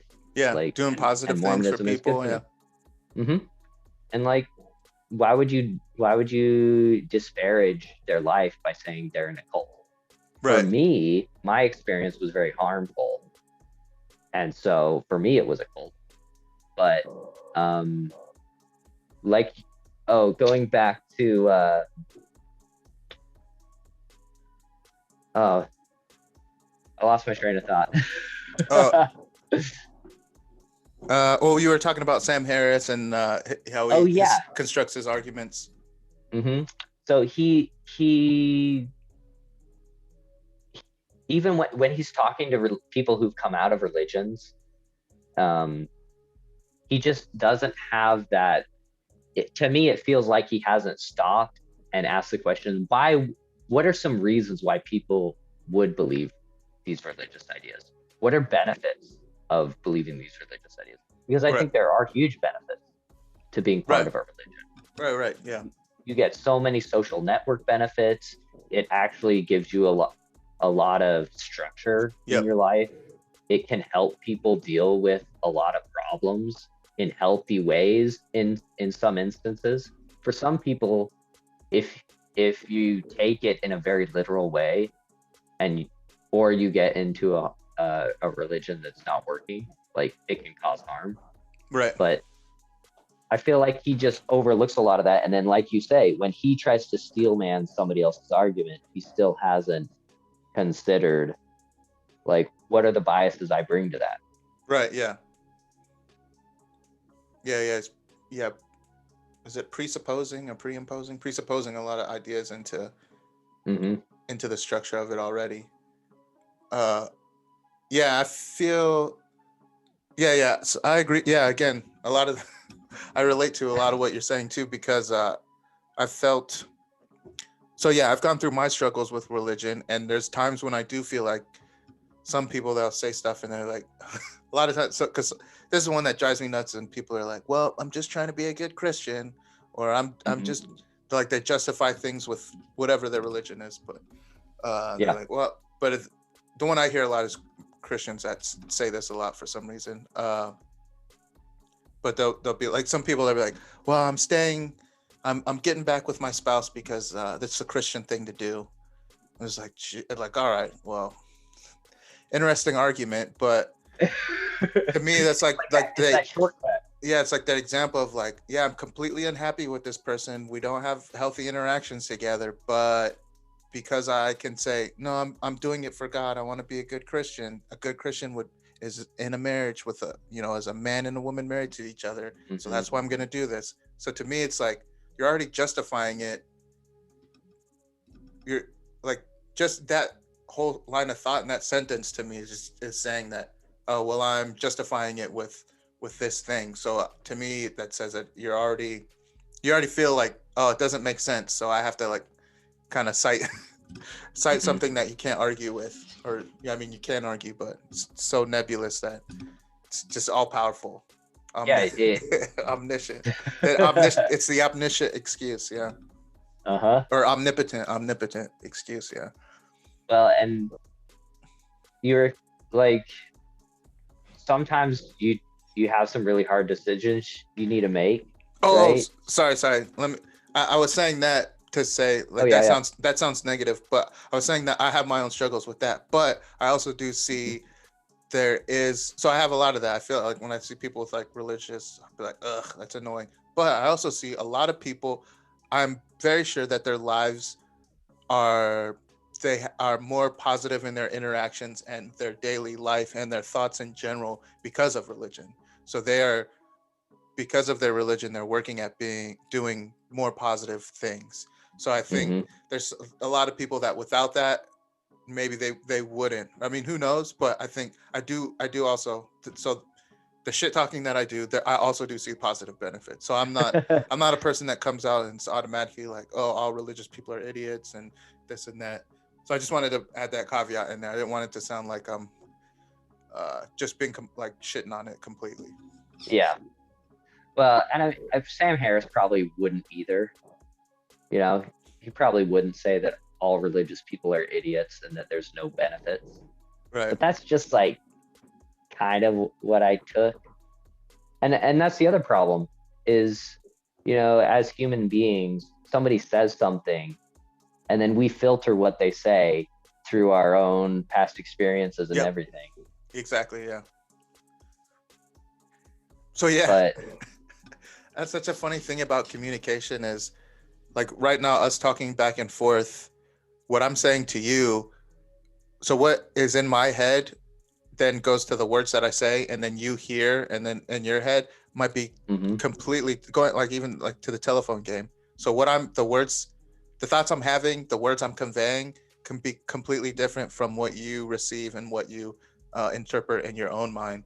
And I think of people with conversations, a lot of things we like in like behavioral health counseling, like mental health counseling, there's a mhm, term they say, active listening, where you're like, oh, if I understand what you're saying, this is what you're saying, the kind of thing, like checking back. yep, Like for me, what I understand you saying is that kind of thing, like using I statements and that kind of mhm, thing. And it takes more work and it takes more time. But I've found I try to do that with people in general. And then also just because, like I said before, sometimes I think I'm weird, and I think what's in my head is already weird. So I have to double check with people.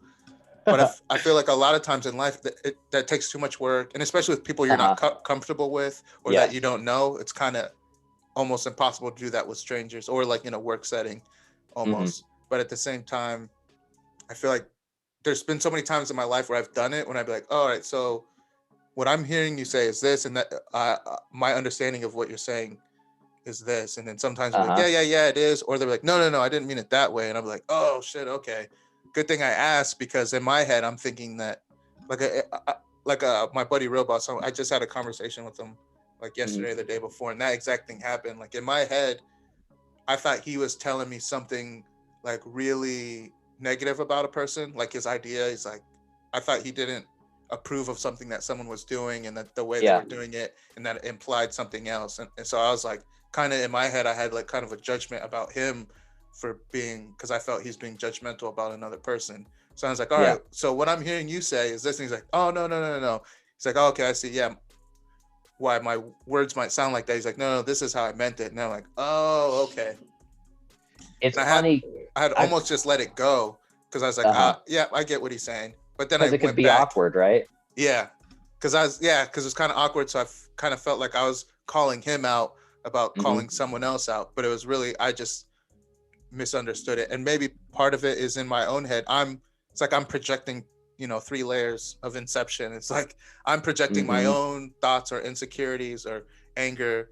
I'm projecting that into what I think he's saying about the other person. So, Well, I mean, I've just kind of jump off that idea.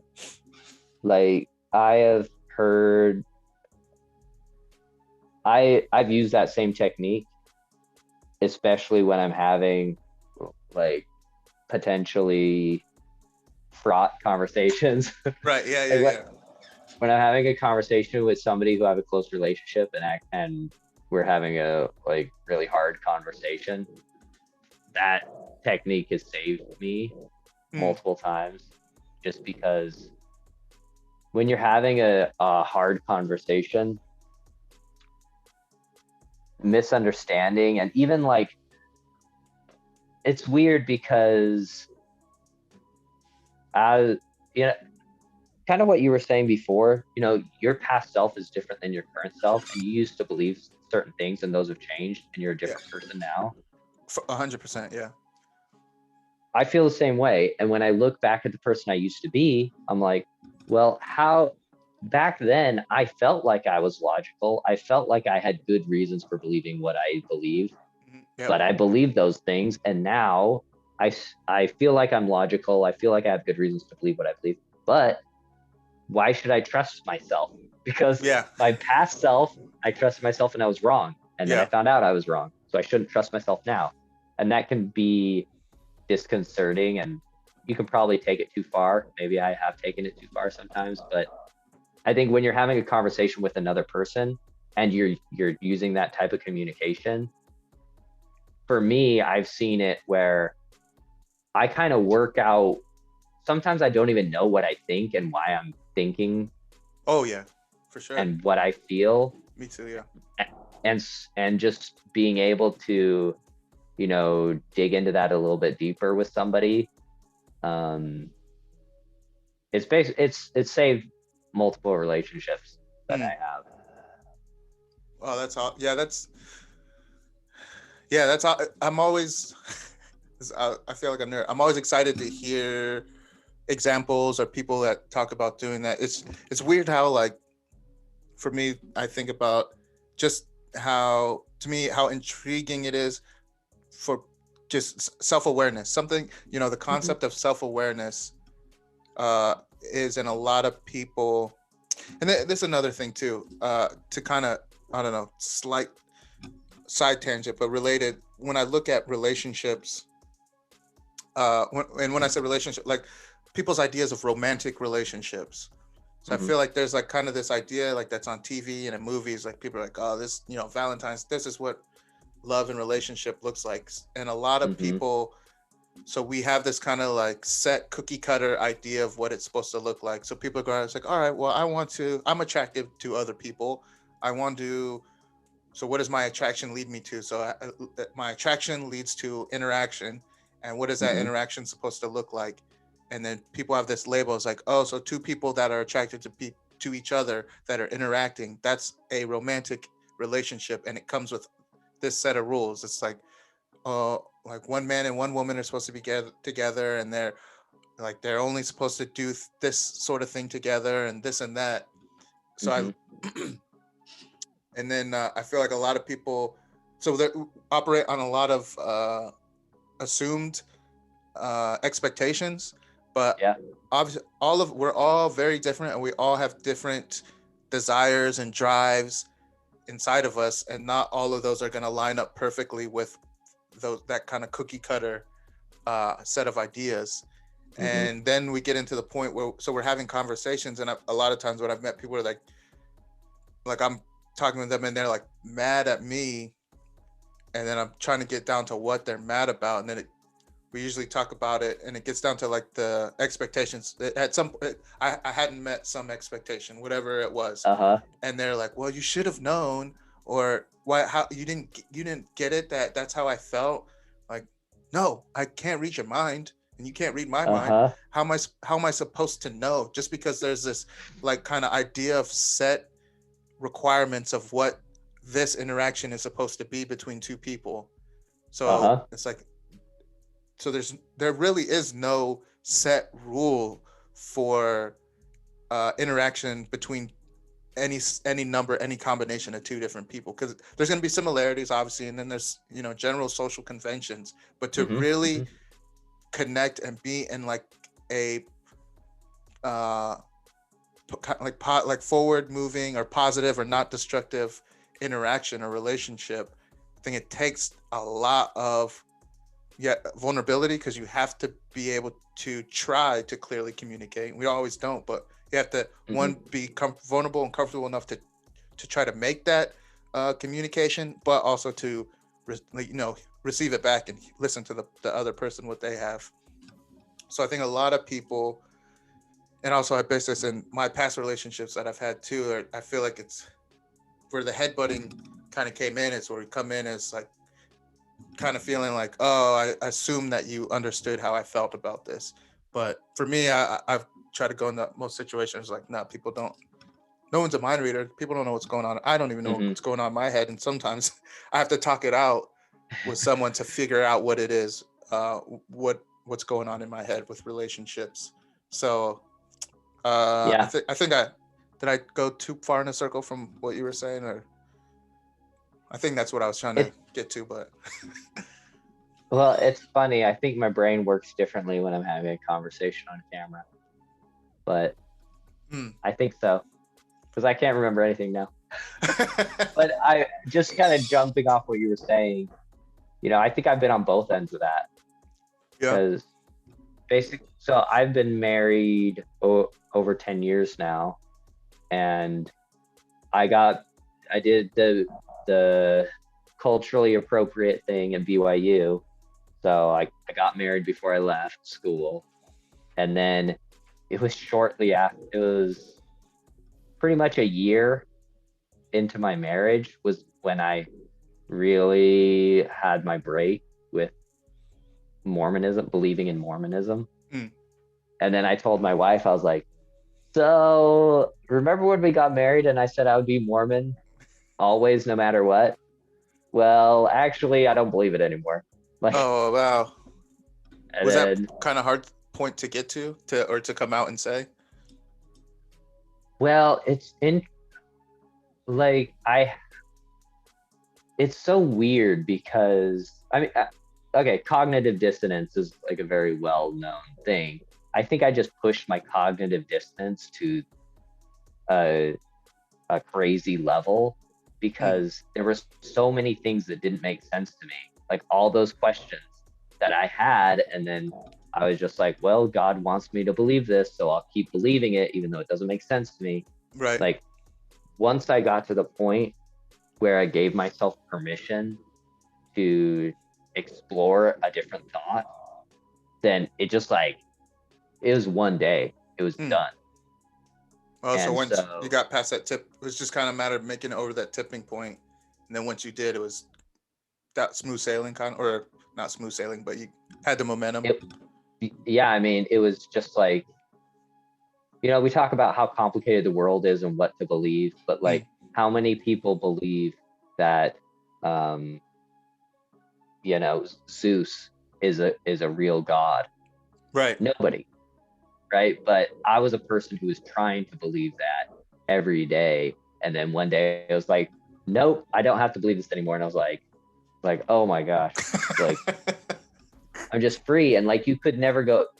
Some people who've been Mormon and left, they say you can't unsee what you see. Yeah. Is it hard for you to use the Lord's name in vain? Do you find that? You, Yeah. I find myself, I say gosh all the time. It's hard for me. Uh-huh. Like it's something I've been working on because I'm like, oh Jesus, and I'm like, oh shit. All right. Okay. Uh-huh.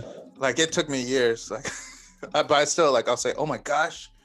Like I Uh-huh. feel I'm really I- sensitive to myself about it because I hear it. I'm like, I wonder if I sound like a little kid. I'm like, oh my gosh, guys, can you believe that? I definitely still have like all of the Utah Mormon lingos. But yeah, as soon as I made that like mental break, I was done. So then I told my wife like that day. Mm. And I had kind of like described some of my questions, but she had a really big problem because she felt like I'd gone on a journey without her.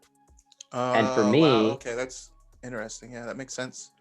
I was like, I don't want to drag you through all this crap because I know what the answer is going to be.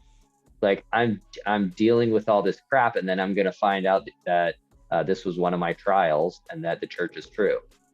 The church is true. Right. But then I found out it wasn't. So it's like I wasn't like trying to hide it from you. I just didn't want to force you to deal with a lot of crap.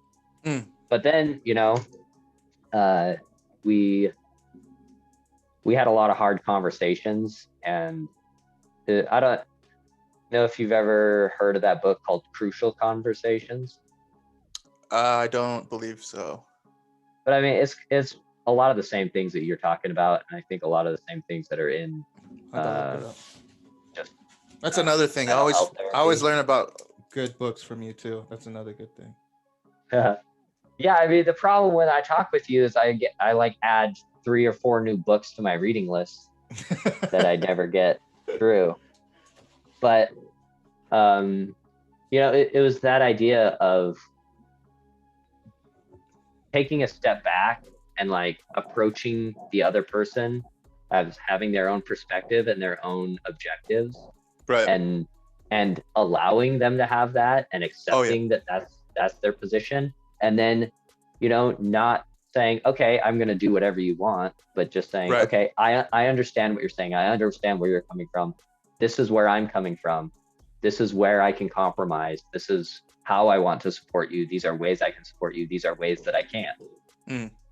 Wow, and so we had a lot of hard conversations, and probably like 6 or 8 months into that, I kept going to church with her. I kept my lifestyle didn't change at all. It was literally just like I don't believe in these things anymore, but nothing else changed. And then, you know, after months, I was like, you know, I don't think I can keep living a certain lifestyle if it doesn't make sense to me. Right. Like going to church every week for 3 hours and hearing people say things that I don't agree with is like really hard on me. Yeah. And so then we had some more hard conversations, and it was like, well, you know, when we got married, we thought we were both going to be Mormon, but now you're not Mormon. You're not the person I married. Like, we probably should get divorced.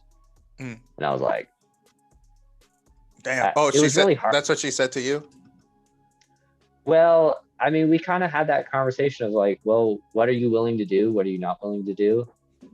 And I was like, you know, I'm willing to support you and you believing in the church and you living in the church, but I don't want to follow, you know, the word of wisdom. Like, I don't believe drinking coffee is evil. If I want to drink the coffee at some point, like, I feel like I should have the freedom to do that as an adult human being.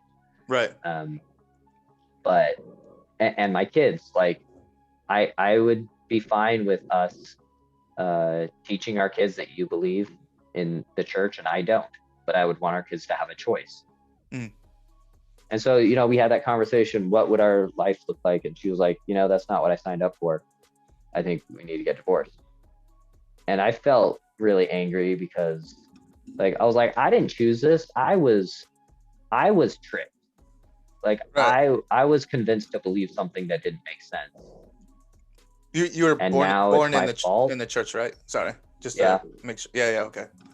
So you grew up in it your whole life, yeah. But even if you weren't, even if you hadn't grown up in it your whole life, like I feel like the church isn't completely honest with how they present things to people. Right. Yeah. And especially after you're in, there's a lot of costs to leaving, and there's a lot of shame about asking those questions. Oh yeah, for sure. But then, long story short, you know, there was a lot of commonalities in our relationship. Hmm. We saw eye to eye on a lot of stuff, and it was just like the religion that was the one thing that I mean, it's not like everything, but that was the biggest thing. For most other things, we really meshed well. So we ended up, you know, going through therapy for a long time, and then she eventually left a few years later. But when I was kind of going through that experience, I was also in that point of, you know, being skeptical towards myself. And my first reaction was like, it's not my fault my marriage is failing, it's the church's fault. Okay. And that was your first. My wife, yeah, my wife, she can't think clearly because she's in a cult. And so I can't even communicate with her because anything I say will be from an evil person who left the church. And so she can't even understand what I'm saying. So like I had this initial reaction to just be like, well, you know what, this is going to blow up and it's not my fault. But then I was like, you know what? I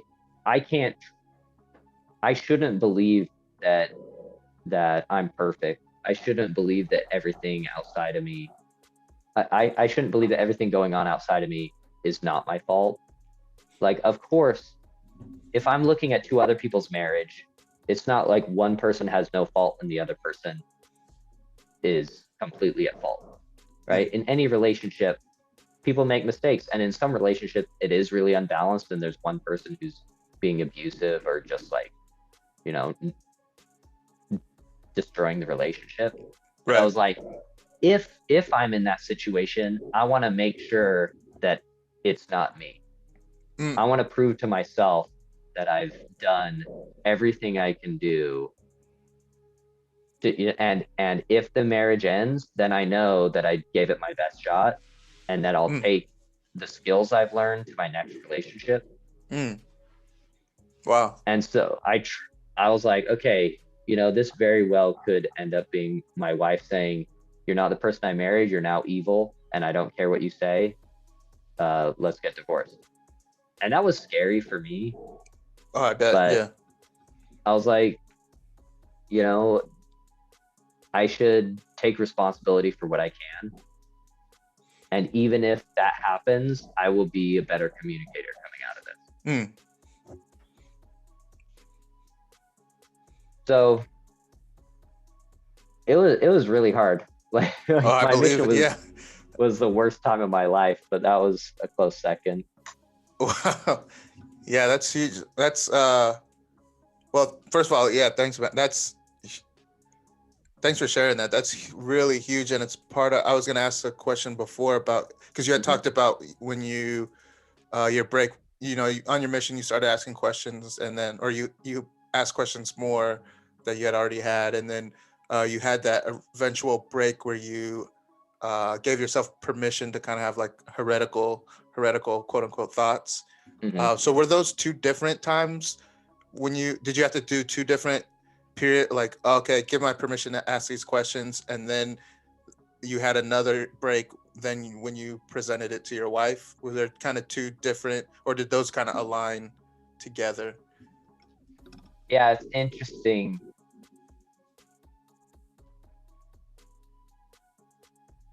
Thank you for asking that question, because it's like still so jumbled in my own mind. And like, I remember reading this book by this woman she was a plural wife of a guy who was in the Warren Jeffs group. In the which one? Warren Jeffs. Warren. What is that one? So Warren Jeffs, he was running an FLDS church Oh, down in are the ones up to South. Mexico, or They might have run to Mexico. different? He eventually got arrested and put in prison because he was marrying 14-year-olds. Oh, ugh. But this woman, her name's Carolyn Jessup, Okay. and she wrote a book called Escape. Escape. It's really good. But in this book, she talks about how abusive her relationship was. She had 8 children with this guy. She was one of like 4 wives or 5 wives, and the first wife was really abusive to the other wives. But she would just describe all of this abusive behavior, and she would throughout the book, like maybe 8 or 10 times, she would be like describing her journey and being like, and this experience was the last time that I let my husband do this. But then the next chapter was about how he abused her further, and then she would end that chapter like, and this was the last time I let my husband do this. So it's like she was slowly extracting herself from that control, and each step felt like this monumental victory. But then when you're looking at it from the outside, you're like, but you're still trapped. Like you say this was the end, but you're still trapped. So for me, I felt like there were these multiple steps that were like building up, and like you said, you know, getting to a tipping point. So I had thought a lot of, you know, I had a lot of questions even going into my mission. But then on my mission, I allowed myself the heretical thought of like, well, what if Mormonism isn't the true religion? What if I were in a fake religion that looked like Mormons and said everything that Mormons said, but really there wasn't anything behind it? And I allowed myself to have like that heretical thought, but I never said, well, let me operate in a mind space where I actually believe that. It was like I allowed myself to be like, well, what would the world be like if dragons existed? But of course, I don't believe that right now. Yeah. But if I were to actually go to that place where I'm like, okay, dragons really exist. Okay. And so, yeah, that tipping point, I was in the public library, and I read some. Oh, I told you this? No, I remember public libraries. Oh, you remember the public library? Dewey Decimal System. I used to be fast at that. Yeah. But I like that you understand the Dewey Decimal System. Oh man, I used to spend all kinds of time in the library because I wasn't allowed to watch TV. Strict Mormon family, couldn't watch TV really, but I could read any book I wanted to. So, dude, my library card, like, that was like a passport to a whole nother universe. Well, and you're like, oh my God, my dad was so hardcore, right? Yeah. But then on the other hand, like, you didn't waste your time watching TV. Yeah. I read so many books. With my own kids, I'm like, I don't want to be so hardcore, but like, we do keep TV on pretty strict lockdown, and my kids read a lot. My kids watch like maybe an hour of TV a week, an hour of TV a day, 5 hours a week, maybe. But anyway, sorry, I threw you off. You're in the public library, and then you. Yeah, I was listening to those NPR First Listens. Oh wow, okay. And they had the Book of Mormon musical on there, and I was like, I bet there are so many Mormons that are pissed about this. Because even as a Mormon, I've just been like very like live and let live. Yeah. Like I had friends in high school, and they would curse all the time, and I never cursed. Oh wow, I was like high school for sure. I was like, why do I care what other people are doing if it doesn't negatively affect me? Right. Like, they're saying words that I don't want to say. But like, who cares? Yeah, it's not your job to police them. Yeah. Yeah, and I felt the same way like with Mormons. I'm like Mormons shouldn't be trying to make coffee illegal in the United States. Yeah. Like, we don't want to drink coffee, great. Yeah. We don't have to drink coffee. Yeah. And No. so when I saw the Book of Mormon thing, I was like, I bet there are so many Mormons who are pissed off about this. And I was like, I don't care. Make fun of my religion. Like, Mm. go for it. But then through that, I found like the ex-Mormon blogosphere. Mm. And this is like in a matter of hours, right? And then I found the What year was this, if you don't mind me asking? This is 2010. Okay. I'm just for reference in my own head to in the little timeline that I'm building in my own mind. So I found the I'm an Ex-Mormon video series. I've never heard of that. So Basically, it was a thing happening at the time where this guy, Mormons were putting out this I'm a Mormon series, which they ripped off from the Scientologists. Yeah, I remember that. Yeah.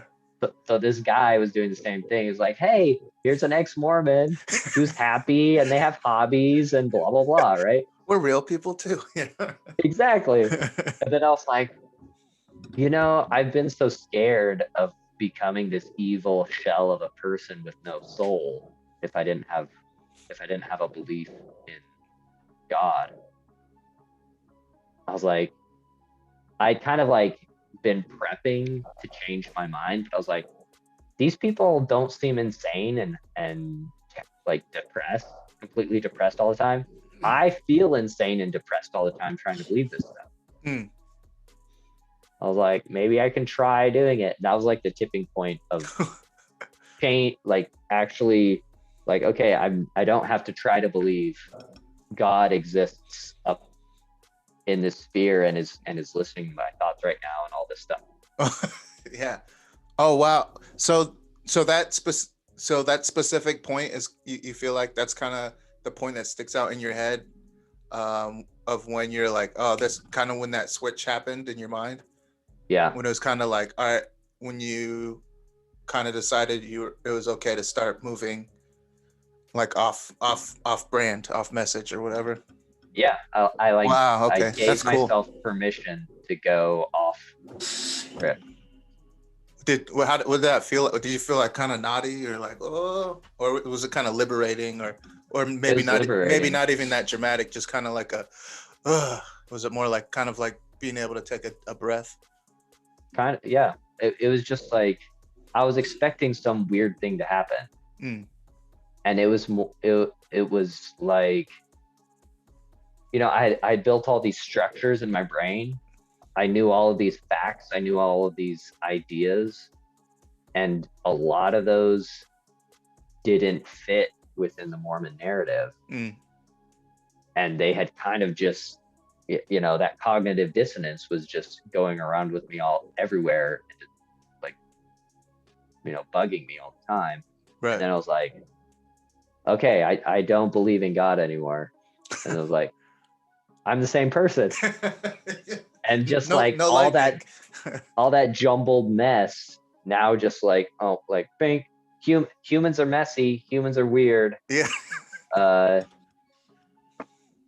We evolved from fish. Yeah. Like, I'm like, oh wow, okay, yeah, that makes sense. I guess that's confusing, but yeah, who could really know that? Boom, okay. Yeah, man, it's so funny that you say that, because I had a similar thing where it was like, oh wow, now it's okay me to believe all this stuff that already made sense to me. It's such a weird it's such a weird thing that it's like, oh, like for me. So where did it happen to you, and like how did it happen? Yeah, interesting. So I've tried to think about it before, how it happened for me, but I think the way you explained it, very similar, where it's kind of like there's these degrees of like unclipping latches, like as it goes, and like variant, and then like little by little I'm able, because it's just so hardcore that at the very first, being allowed to think outside of what is the accepted set of beliefs is already so heretical. It's so rebellious. It's it's like for me to think about these thoughts and be Mormon, only in my mindset, only a bad person would be thinking this way. So I already have to adjust myself to be like, well, I guess I have to accept that I'm a bad person to explore this thought. And then I explore the thought and then I think about it more. I'm like, so to even get there, I already kind of have to accept that, oh, there's something wrong with me. There's something wrong with me. There's something bad about me, to already try to get in a mindset to even evaluate or think about it in a reasonable manner, in a manner that's not in a Mormon lens, but something that makes sense to you. Right, exactly. So I think for me, I mean, my whole life I had the questions my whole life. Like I said, I got in trouble in seminary, got in trouble for asking questions all the time in Sunday school, always asking questions, and hated it. And then on top of that, for me, there's an added layer of so my family situation I grew up was kind of weird. So I grew up in a all Caucasian family. So I had like a really, so I already, so there's also this dynamic of I stuck out. Like I explained to a lot of people, like you've seen that Sandra Bullock movie, the Blind Side. I haven't, but it's based on the story about the like white family that adopted the dude who ended up being on the big linebacker playing for the Ravens. And there's like a scene like they're like at dinner and someone leaves a voicemail. They're like, "Hey, we got your Christmas card. Did y'all know there's a colored boy in your family picture?" So like my whole life growing up, that's how I always felt, like going around with my family. It's always like people are like, "Oh, this kid, one of them doesn't look like the others." So then I had this like, how often were people explicit about that? oh, all the time. Like usually in like first interactions, like because my dad he's in the Marine Corps for 26 years, so we moved around a lot. Like sometimes like every 2 years, sometimes we'd move. So I'd switch schools every couple of years, but we're active in the church, so everywhere we went, we'd go to a new ward. So I mean, I guess that's also one good thing for me, because I moved around a lot, but I had the consistency of I'd always move into a ward and they're pretty much the same everywhere you go. So it's always like you move into the ward and then you know what class you're going to be in, you know what age group of people. So it's always had like kind of a set group of young men that were my age that I everywhere I moved, I'd have people that kind of automatically that just became my friends because we went to church together. Yeah. And you had there was enough cultural consistency that you could just plug in. Right. Yeah. Because like for the most part, the LDS church, like in my experience, all the I don't know how handfuls of wards, like tons of wards. Like I said, every 2 years I went to a new church, and it was pretty consistent across the board, everywhere. Because you know what I mean. Like in my experience, I didn't ever go to a ward where like one bishop was teaching something that was different. Like the doctrine is pretty consistent across the board. Yeah. And even the culture, because you have families from Utah who move to all these different places. And everyone has kind of like, everybody's like, we agree we're not supposed to watch R-rated movies and you don't curse, and like everyone has like very general set very specific but also very general kind of ideas of how life is supposed to be. So it offered a consistency everywhere I lived. So that was a positive out of it.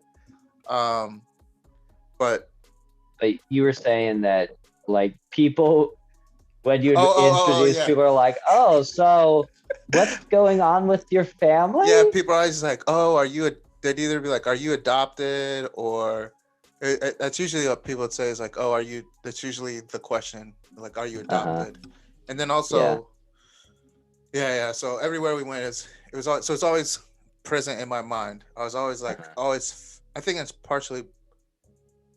I guess being an introvert is kind of more nature than nurture, but I think part of it too, I'm very aware. I feel very hyper aware of myself whenever I go into any group of people, because I always feel like everywhere I've went, I've stuck out in any kind of things. Except for like a lot in Hawaii, I blended in pretty well in Hawaii. But I love Hawaii, but like everywhere else, I kind of stick out, regardless of what group I'm in.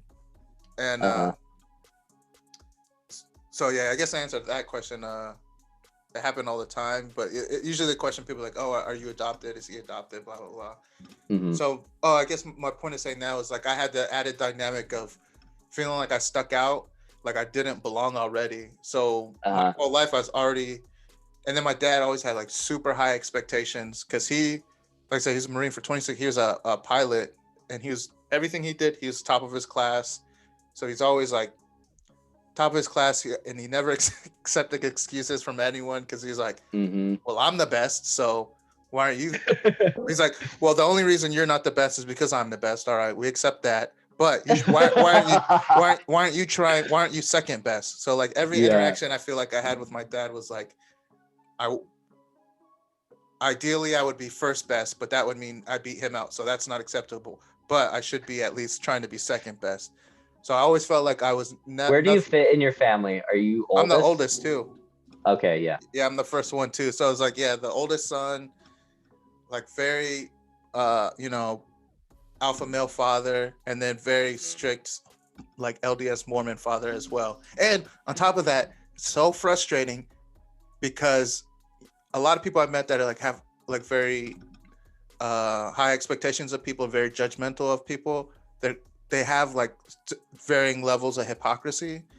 Like for my dad, anything he ever preached, he always did, and he always did it to an annoying degree of detail. Like everything, he's like, I believe this is true, so I'm going to do it to the fullest. And if I tell someone to do it, it's because I believe it, and I'm doing it at the highest level possible.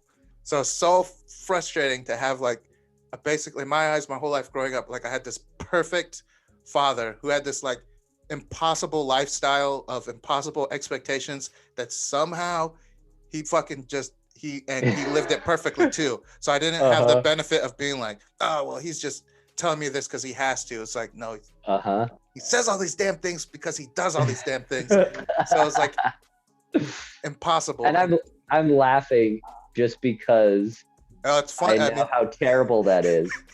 It's like you laugh about it, but when you're living it really messes with you. Oh,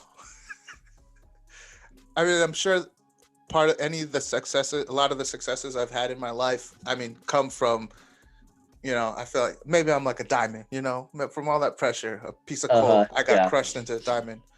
But, so for me, I think originally, where did I start talking about where my break with the church came? Where your break was. So for me, like I was always trying to live up to his expectations, or what I thought were his expectations, or also at times what he told me were his expectations. But so for the church, that was one thing that I that I could do, and you know what I mean, and feel like, because I was like, all right, he values the church and church participation. So I did like past sacrament, I hit all the wickets, I got my like duty to God award, I was like Eagle Scout, like I did all those things, and I went on my mission, even though I had questions and I didn't, like in my mind, I was in that mindset of I hadn't quite gotten to I don't believe this, but I was on that like edge of questioning. But before you went on your mission, did you ever question going on your mission, or was it just like, of course I'm going? Well, a little bit of both, because actually no, from the time I grew up, it's kind of like you're gonna grow up, you're gonna go on a mission, you're gonna go to college. Yeah, it's like not even a question. Yeah, or you're gonna get your Eagle Scout, you're gonna go to your mission, then you're gonna go to college. That's like growing up. That in my mindset is like, there's no like, not achieving any of those is a failure. If I hadn't gotten my Eagle Scout, I would have been a failure. If I hadn't gone on my mission, I would have been a failure. And then college that was a whole other thing. And then I ended up in the Marine Corps. But also for the Marine Corps, I had an idea that I wanted to go to the Marine Corps, but for him, my only option was to be an officer. In his mind, enlisted was like for peasants. He's like, because one time he got mad at me too. One time, because I used to go on runs with him, and I was in JROTC, and one time I went running with him, and then because I was complaining about having to run like 5 miles, and I was like, "Oh, PFT is only 3 miles." I was like, and I was looking at the PT standards or whatever, and he was like, he might have even cursed because he almost never cursed. Like, there's only 2 times that I heard him use the F word in my entire life that I lived in the house. Since I've become an adult, I've heard it. So, but when I was growing up, in my mind, if I didn't know any better, I would have thought he had never cursed in his whole life, and he had never like sinned at all or done anything.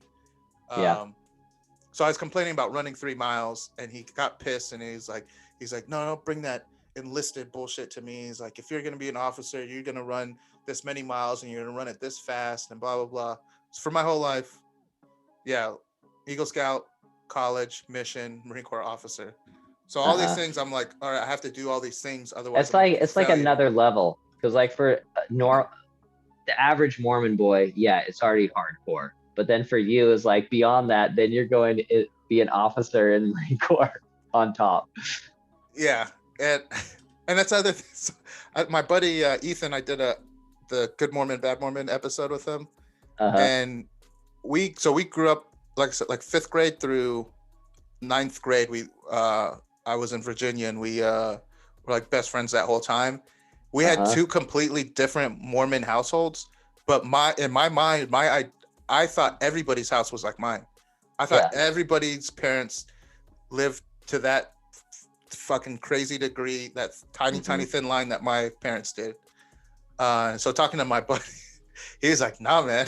He's like, "That was just your house." I was like, "What?" And he's still Mormon, right? Yeah, and he's still active. He's married in the temple. He has a bunch of kids. They're great.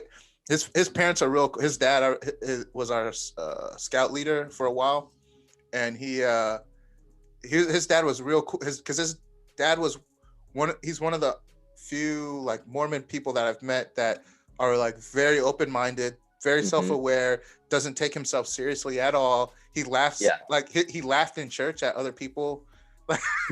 Like sometimes people would be giving a talk, and he would just like he would just like shake his head and look at the ceiling, like when someone's like giving a talk and it's just such obvious propaganda, like it's just like so.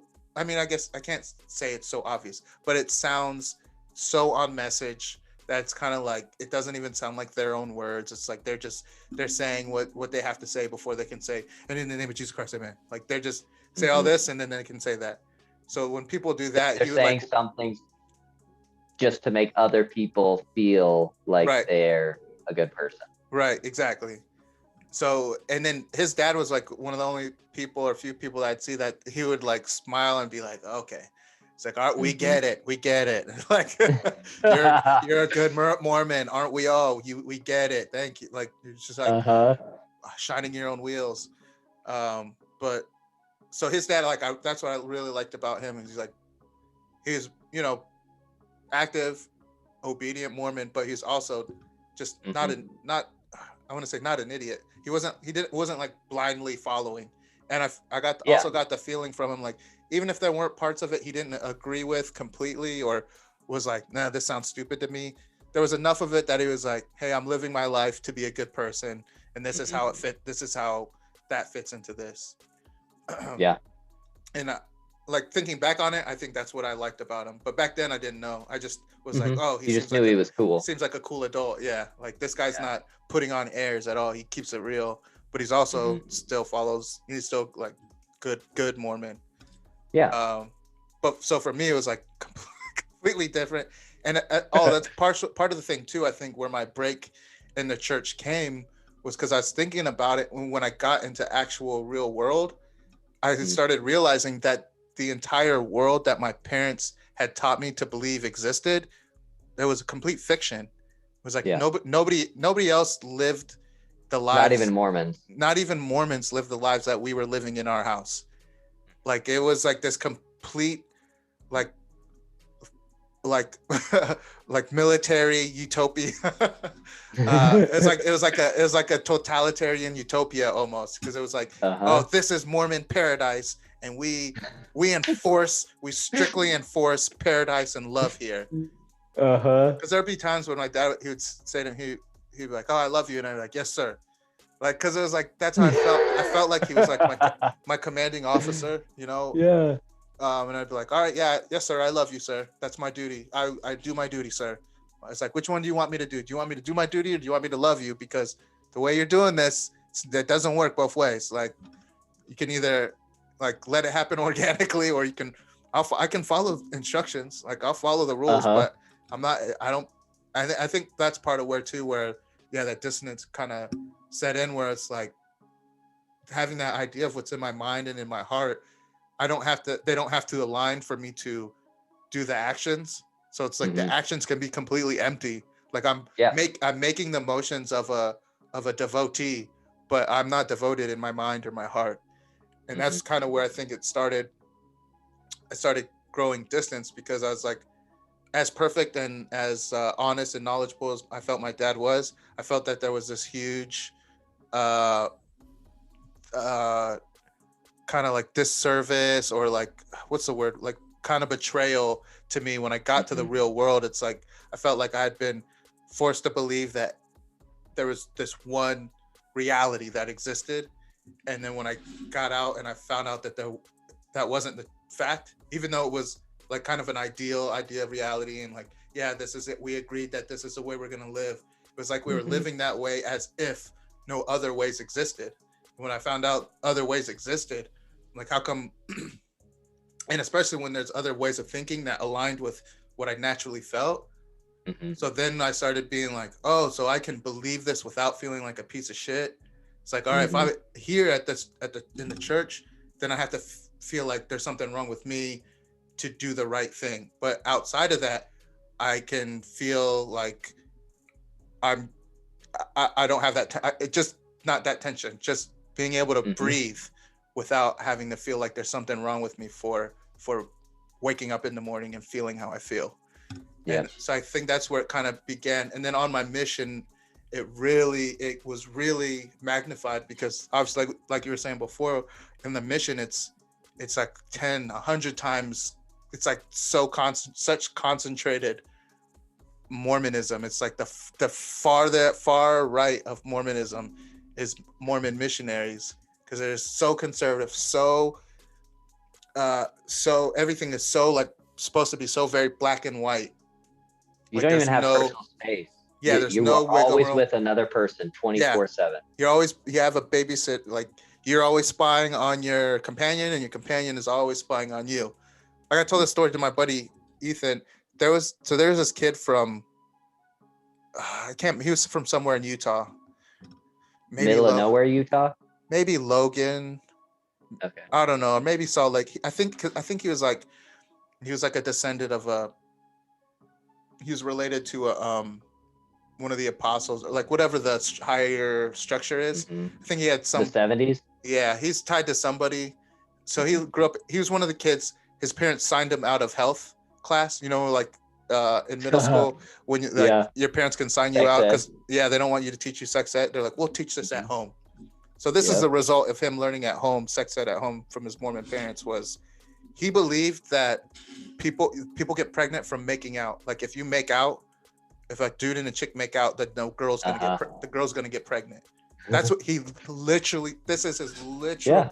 This is science to him in his mind. That's what he was taught by his parents. That if you violate the not word of wisdom, what's the one? The law of chastity. Law of chastity. There you go. If you violate the law of chastity in any way, then you're gonna get necking, petting. That results in pregnancy.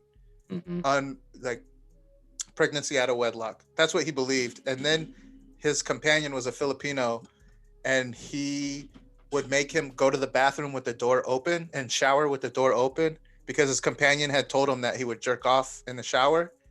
So this the kid from Utah was like, oh my gosh, elder, that's a sin. You can't do that. You're destroying your soul. Like that's impure thought. And so he like took him to the mission president and told him, he's like, yeah, my companion, he told me, he admitted that he was masturbating. So I make him shower with the door open, and he wasn't allowed. Oh my gosh. The mission president's like, oh, first of all, you can't be doing that. He's like, yeah, he's like, I'll talk to your companion. This will be a dialogue between him and I. Thank you for bringing it to my attention. This will be a dialogue between him and I. You do not need to watch the palms of his hands at all times to make sure they're not touching himself. But yeah, so like, I don't remember what my point of talking about that kid, but meeting people like that also on my mission. So I started, because that's the point I was saying. It was such a very concentrated version of LDS beliefs is the people going out on missions.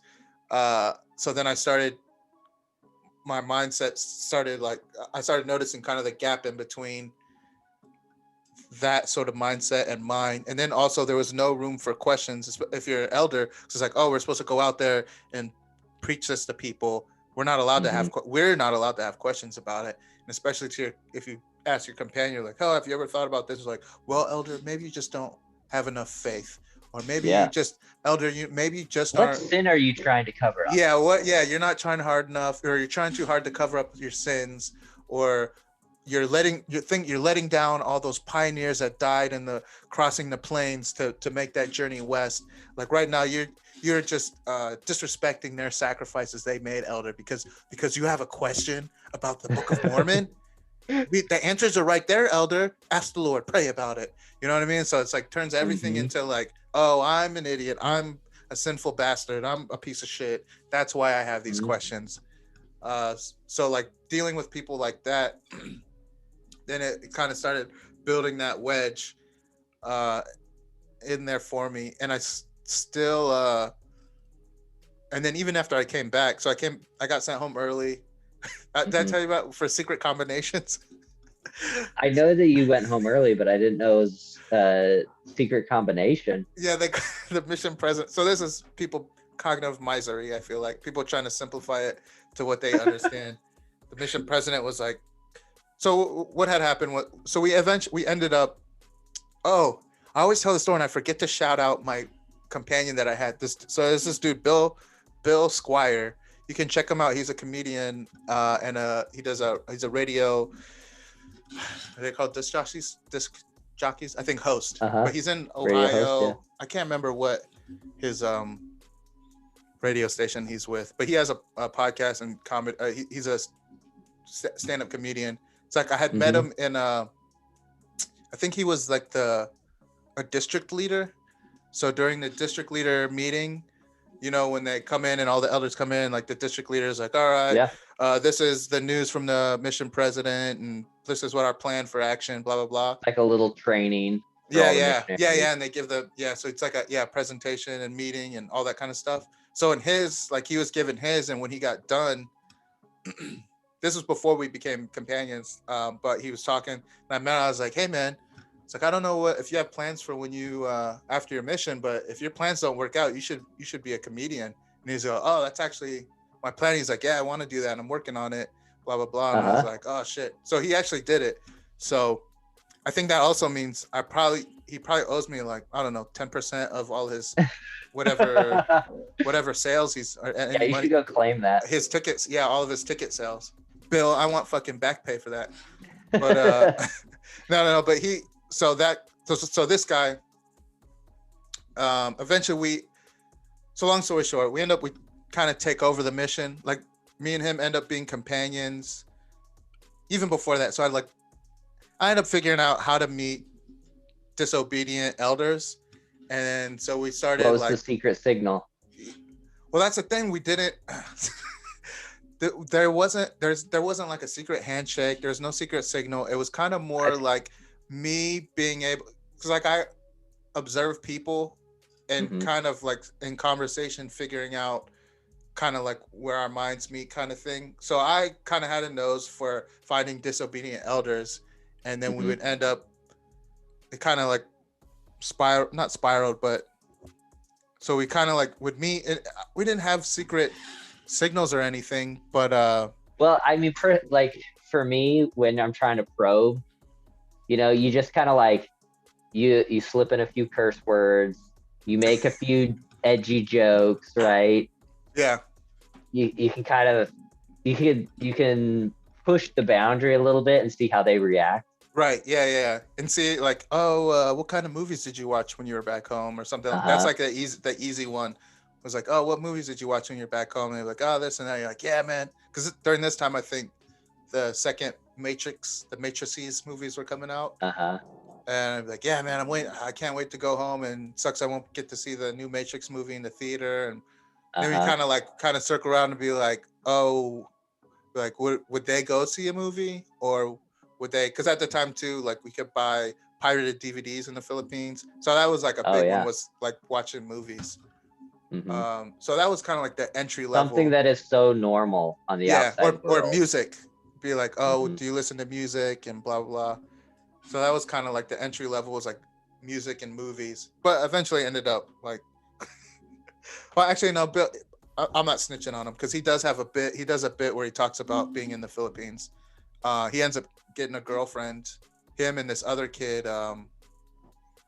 Fuck, I can't remember the dude's name, but they'd never really had a lot of luck in America with women. Hmm. Uh, they're both, we'll say portly dudes. Uh-huh. There's a lot of them to love, and so, but for shape for everybody. But they hadn't had a lot of, I guess, experience or success with females in America. And then in the Philippines, it was like chicks were throwing themselves at them all the time.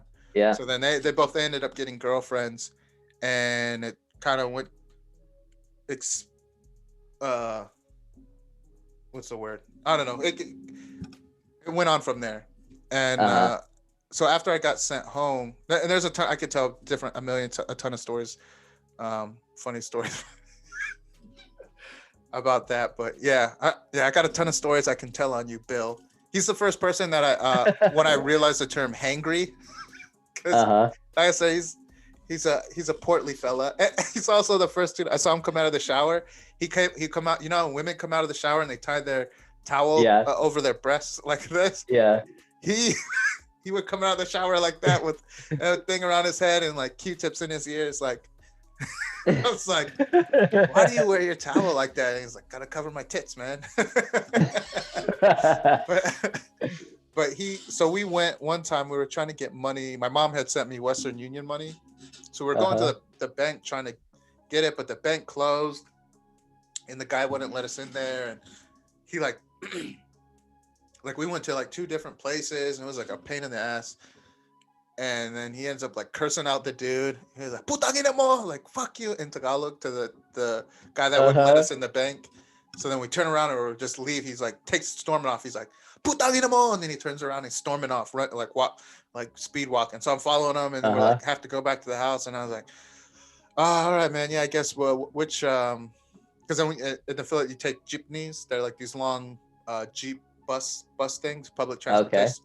So we had to like catch a bunch of different ones to get back all the way back to our house. So it was Yeah. a whole hassle. And I was like, all right, which one should we take to get back? And he was like, we're not getting on the bus right now. And he's just like, March, he's like pissed. He's like huffing, he's like breathing like that. And I Uh-huh. was like, oh, she looks like he's going to beat someone up. I was like, well, what do you want to do, man? And he's like, I'm going to eat something first. He's so angry. He's like, no, man, I got to eat something first. So then we went to Subway and we sat in Subway and he got a foot long and he ate his foot long and then he chilled out. Uh-huh. But that was the first like person I was like, oh, he's hangry. Like, and then whenever he would get upset, and then we'd have to go eat. He's like, no, I got to eat before I deal with this. Dude, I get hangry. Oh yeah. Legit. Oh, for sure. I forget to eat, and then then I get all pissed off and short tempered. Uh-huh. And It's you're my like, own why am I fault. so pissed? You're like, oh yeah, I didn't I eat. probably just need to eat some food. Yeah. But yeah, Bill Squire, check him out. He has some good bits, and then he has some good like former ex-Mormon bits too in there. Oh, uh-huh. Yeah. But I'll check him out. oh yeah, so my story's getting long. So I guess fast forward, I came home and there was a time, so I was helping out my bishop. So I had come home early, all the shame Mhm. associated with that. Everyone's like, "Oh, hi, you're back. Has it been 2 years already?" Like, Uh-huh. like no, it hasn't. So it's already weird. And like coming back and then going to church, like in the ward, and everyone's like, Mhm. "Oh," because they put all the The missionaries pictures. your pictures on the wall. It's like serving in this mission from this year to this year, but it's like Hmm. they're like, oh, it's not 2006 yet. Well, what are you doing here? Yep. You And- failed. yeah, you failed. Yeah, so I was like, oh fuck, I'm a failure. So then I was helping my bishop. I would go to his house and do like yard work and stuff like that for Hmm. him, and like he was like an attorney, so he had like his home office, and his family moved, so I helped him move his house, and I would like Uh-huh. go over in the mornings and do whatever, help with him. And I think my Yeah. dad gave me like gas money, so that was kind of like my recovery period from coming back. My dad was That pretty was your cool about probation. yeah, it's like my dad was like, all right, well, just stay home. All you have to worry about is going to church.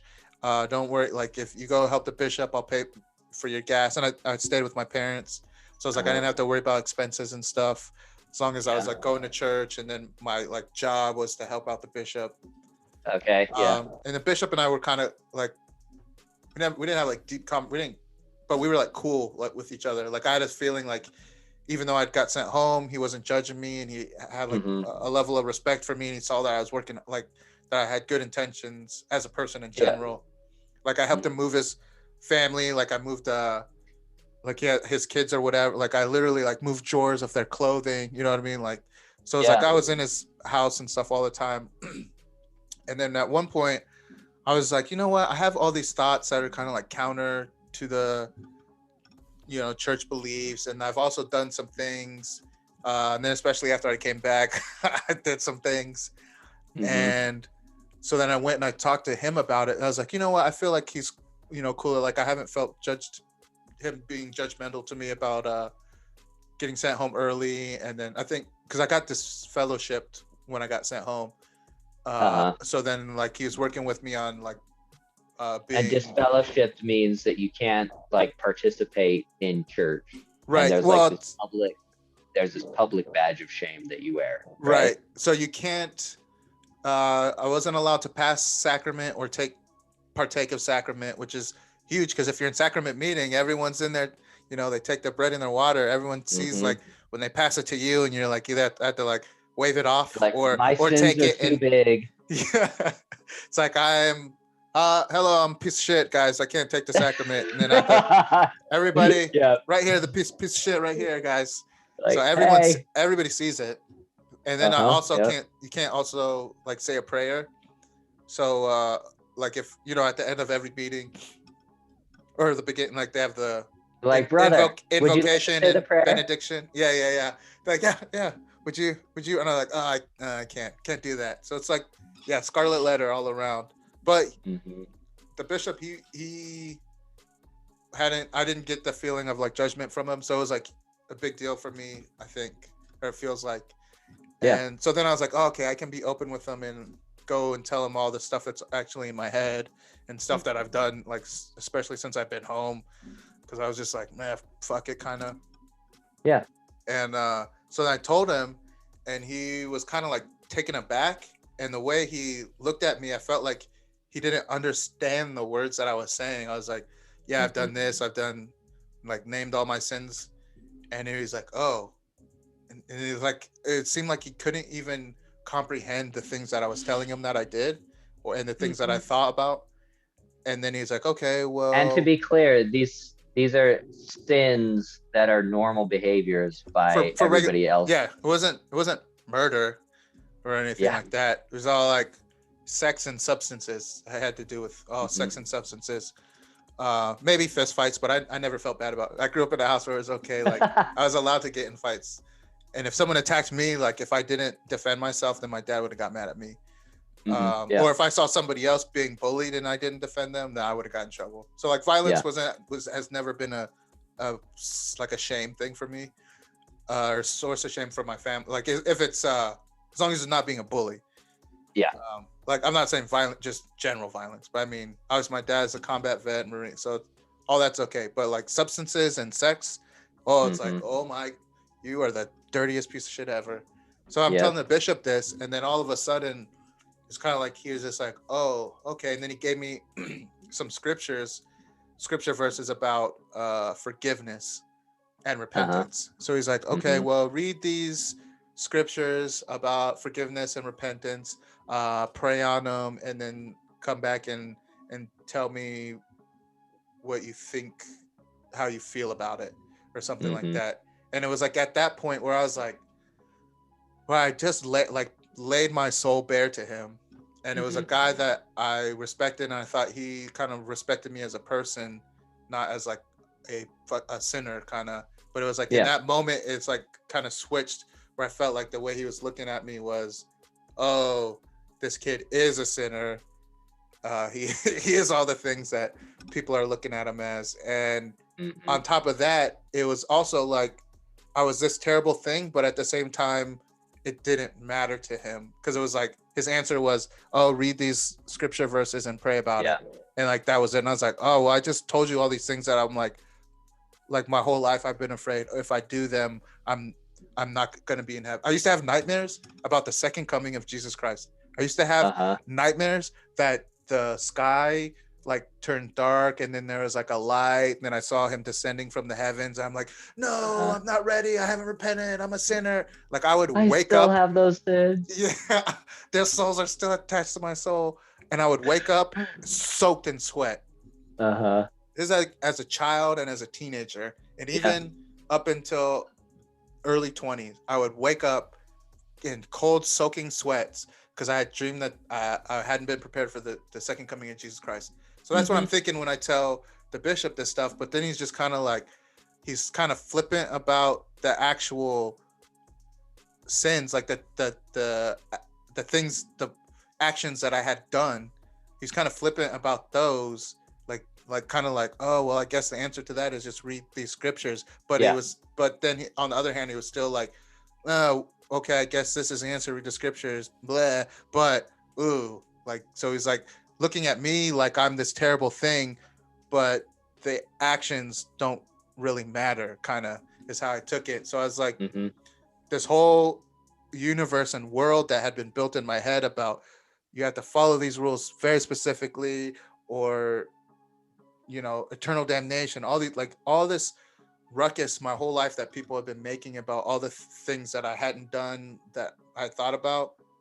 It's like kind of like, yeah, it's kind of like it was like they breaking the fourth wall, kind of, where it's like, oh yeah, this Mm-hmm. is kind of all just pageantry, is like how I took it, where it's Yeah. like, oh, we're not operating on actual science, like religious science. These are all really only just ideas. So for me, I think in that moment is when it turned to me from like looking at all the teachings and the world I've been brought up to believe in, like seeing it as like actual, like looking at religion as like theory of physics, kind of like Mm-hmm. looking at it as like a real thing. It's switching in my mind to like, oh no, these are just ideas. This isn't a real thing. This is just Yeah. stuff that all of us have been telling each other. It's not a there's no real tether to actual reality. These are all concepts. These are all ideas that we're passing off as science to each other. And I think that was like the real big switch for me, where I kind of was like, oh, you know what? I guess not coming back to church then. That It's that like, was like the breaking point, is where yeah, you were like, okay, I'm gonna be vulnerable. I'm gonna confess yeah, all of these things that I worry have put my eternal soul at risk. right, And then you were trying to be very real with your bishop, and you thought that he cared about you as a person. right. And then he just kind of like disengaged and was like, it sounds like you felt like he just dismissed you. Yeah, Like, no, for oh, sure. you're just a disgusting person, and I guess maybe you could try reading the scriptures, but you're probably beyond saving anyway. Yeah, something like that. But and then also, I That, have to say that's of course all that's just dialogue that's in my head. But at the same time, I did feel like he's, because like I said, after I was like every morning going to his house and helping him do his stuff, and then after that point, he kind of like kid gloved me, like white gloved me. Like after that, he stopped doing, like he we didn't have those same interactions anymore. So it was kind yeah. of like he kind of like distanced himself from me. Mm. So I was like, all right, so if I can't be 100% honest, and like if the result of me being completely open and vulnerable and not just repeating things because I feel like that's what I'm supposed to do, if me just being completely open means that I'm just shifted into this other bucket of people, then I was like, then there's no point of it to me anymore. It's like, we're not operating on, mutual levels of kind of respect and understanding. It's like now we're divided into, oh, you're on the inside or you're on the outside. And at that point I felt like, oh, I'm on the outside and I don't have the same value that I had when I was playing along to be on the inside. So I was like, oh, well, then why am I gonna work so hard at fulfilling these ideas for people that aren't trying to, you know what I mean, trying to, it's like it's one-way traffic, I guess. Yeah. So why do I want to participate in this one-way traffic? And I mean, I think for me, I feel like one of the biggest downsides for Mormonism and why I just can't really be in it, even though sometimes I'm like, could I make it work? Like, it seems like the system is more important than the people in it. Yeah. Like, more important that people do there are people exhibiting certain behaviors because those behaviors are good. It's not like, oh, are people happy when they do those behaviors? And then, oh, that makes sense. But it's like backwards. It's like everybody has to do these behaviors because that's how you get happy. And then if somebody's like, hey, I'm not really happy, they're like, no, well, there's something wrong with you because everybody's happy when they do these behaviors. Yeah, exactly. Yeah. Oh, that's that's perfect. That sums up like how I felt about it. Yeah, I hadn't thought about, but yeah, that's a good way to put it. For me, in my experience, I definitely relate to that feeling like it's that way. Yeah. Well, I mean, I think it's interesting because I feel like I grew up in a hardcore Mormon household. I mean, just on average, Mormons are more hardcore than the average other religious Christian person. Sure. But, I feel like I was even in a hardcore Mormon household. And like when you were talking about your dad enforcing this Mormon utopia, right? Yeah.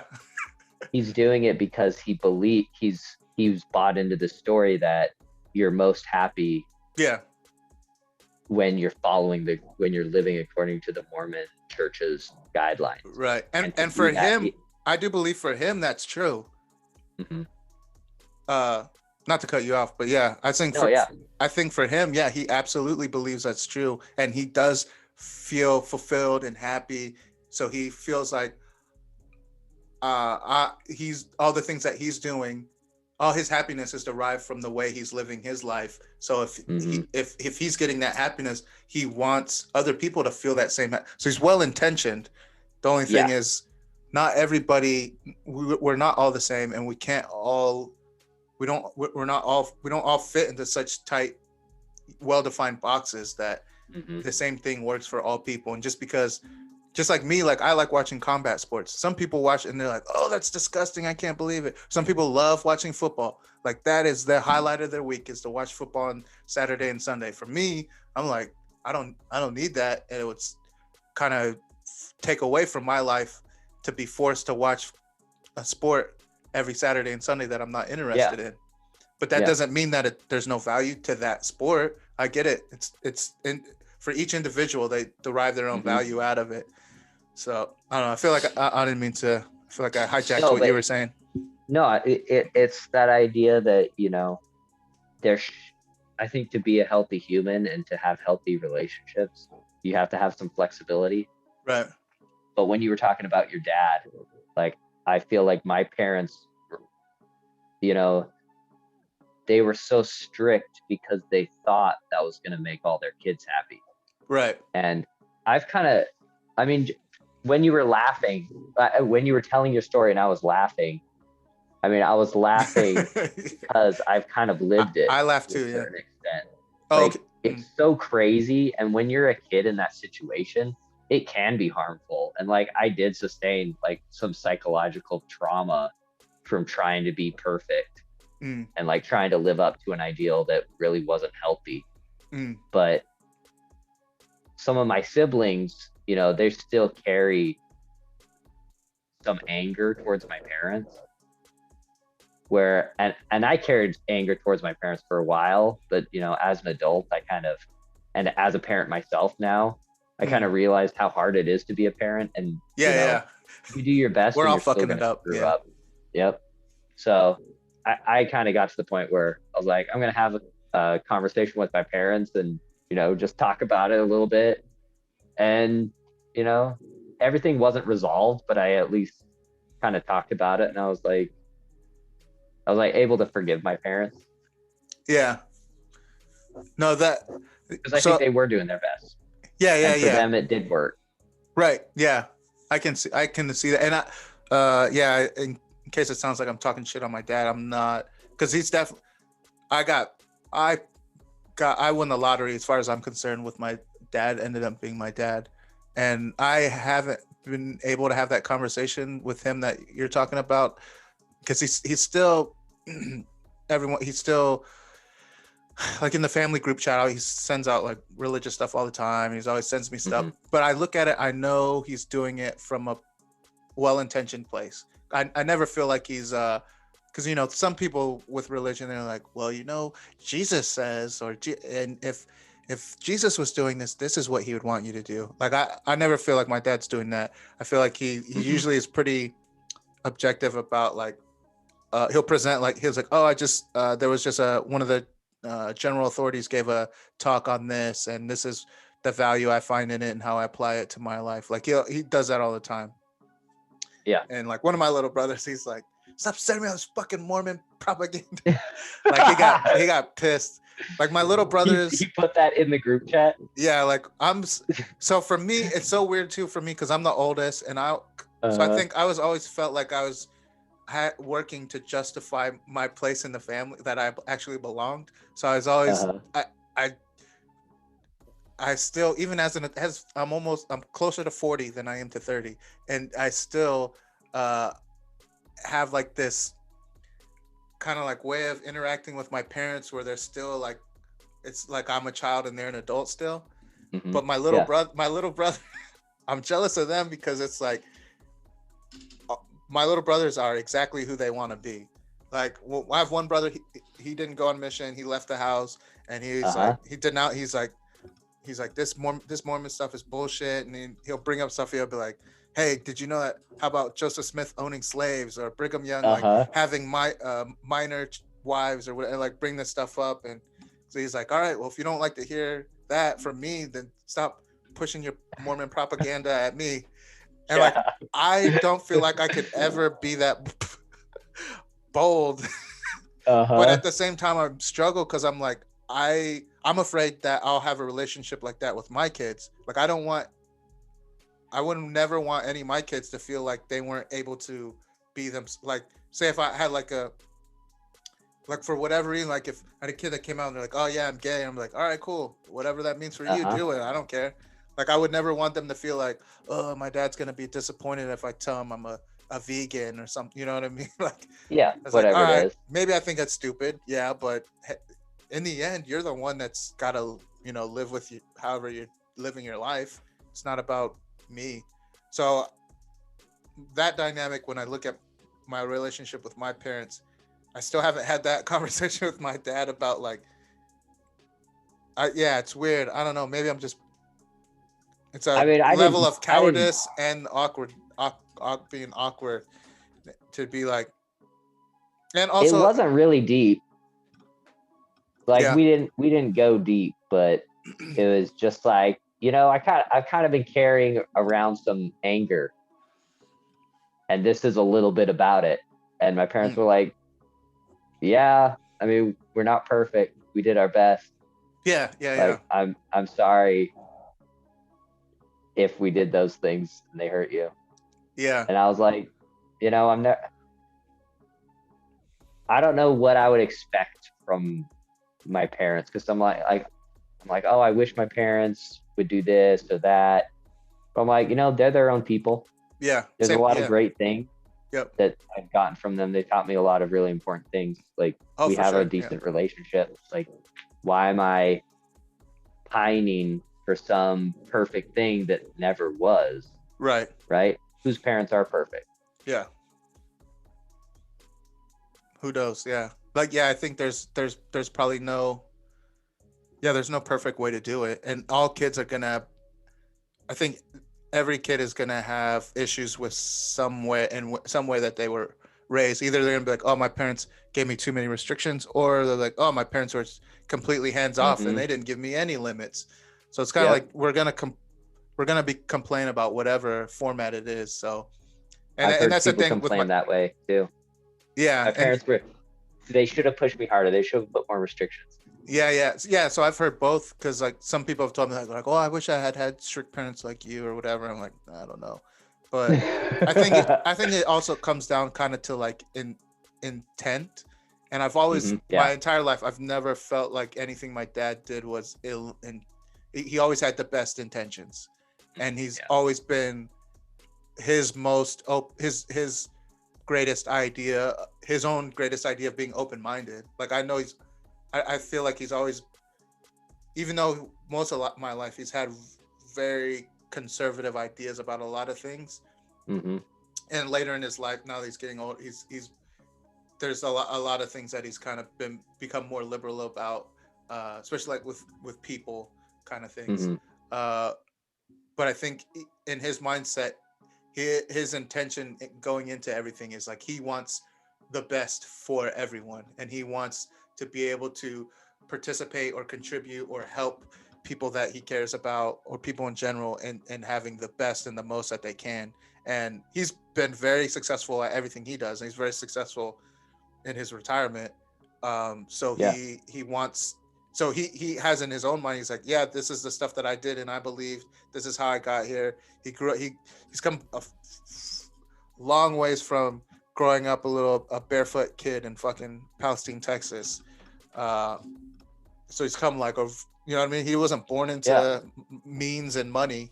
He's worked for everything that he's gotten, and he wants other people to be able to do the same. So I know that everything he has the best intentions for everybody, and so that's part of me, like looking back and growing up. Like I don't look back and be like, oh, my dad was just trying to fuck me over, just being a dick or whatever. Like I know everything he did was with the best intention, even though some of it ended up I still carry it around in my head and shit that I have to work out, and maybe that's why I talk to I published videos of me talking about personal stuff, but like I said, he does the best he can. And then I know it's going to be the same with my kids. They're going to be like, sure, when I grow up, they're going to be like, you know what, this really bugs me when I'm not going to have done everything perfect, but of course. I feel like as long as I'm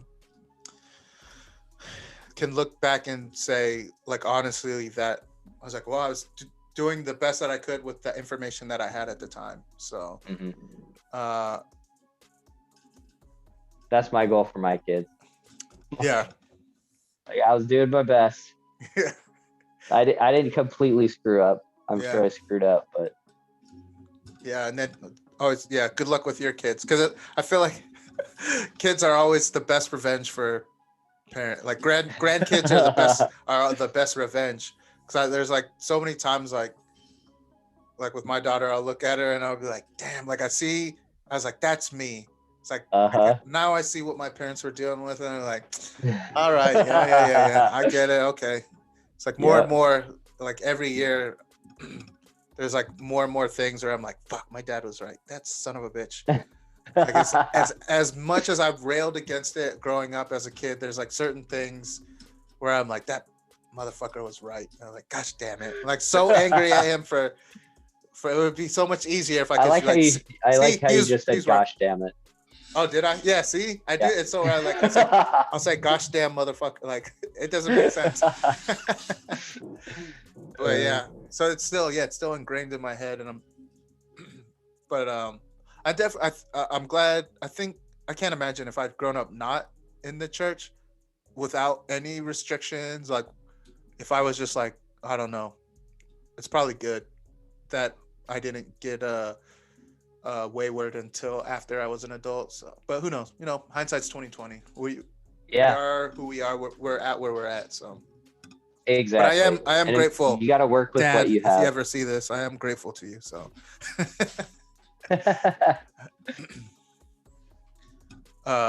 Brown, did I answer your? I forgot your last. That was a long tangent for. Oh yeah, my break. Yeah, where my mindset. I made that switch in my own mind. Yeah. We didn't even get to talk about Epstein, but. Oh yeah. Where are we? I'm looking at. Oh damn! We're at 3 hours and 10 minutes.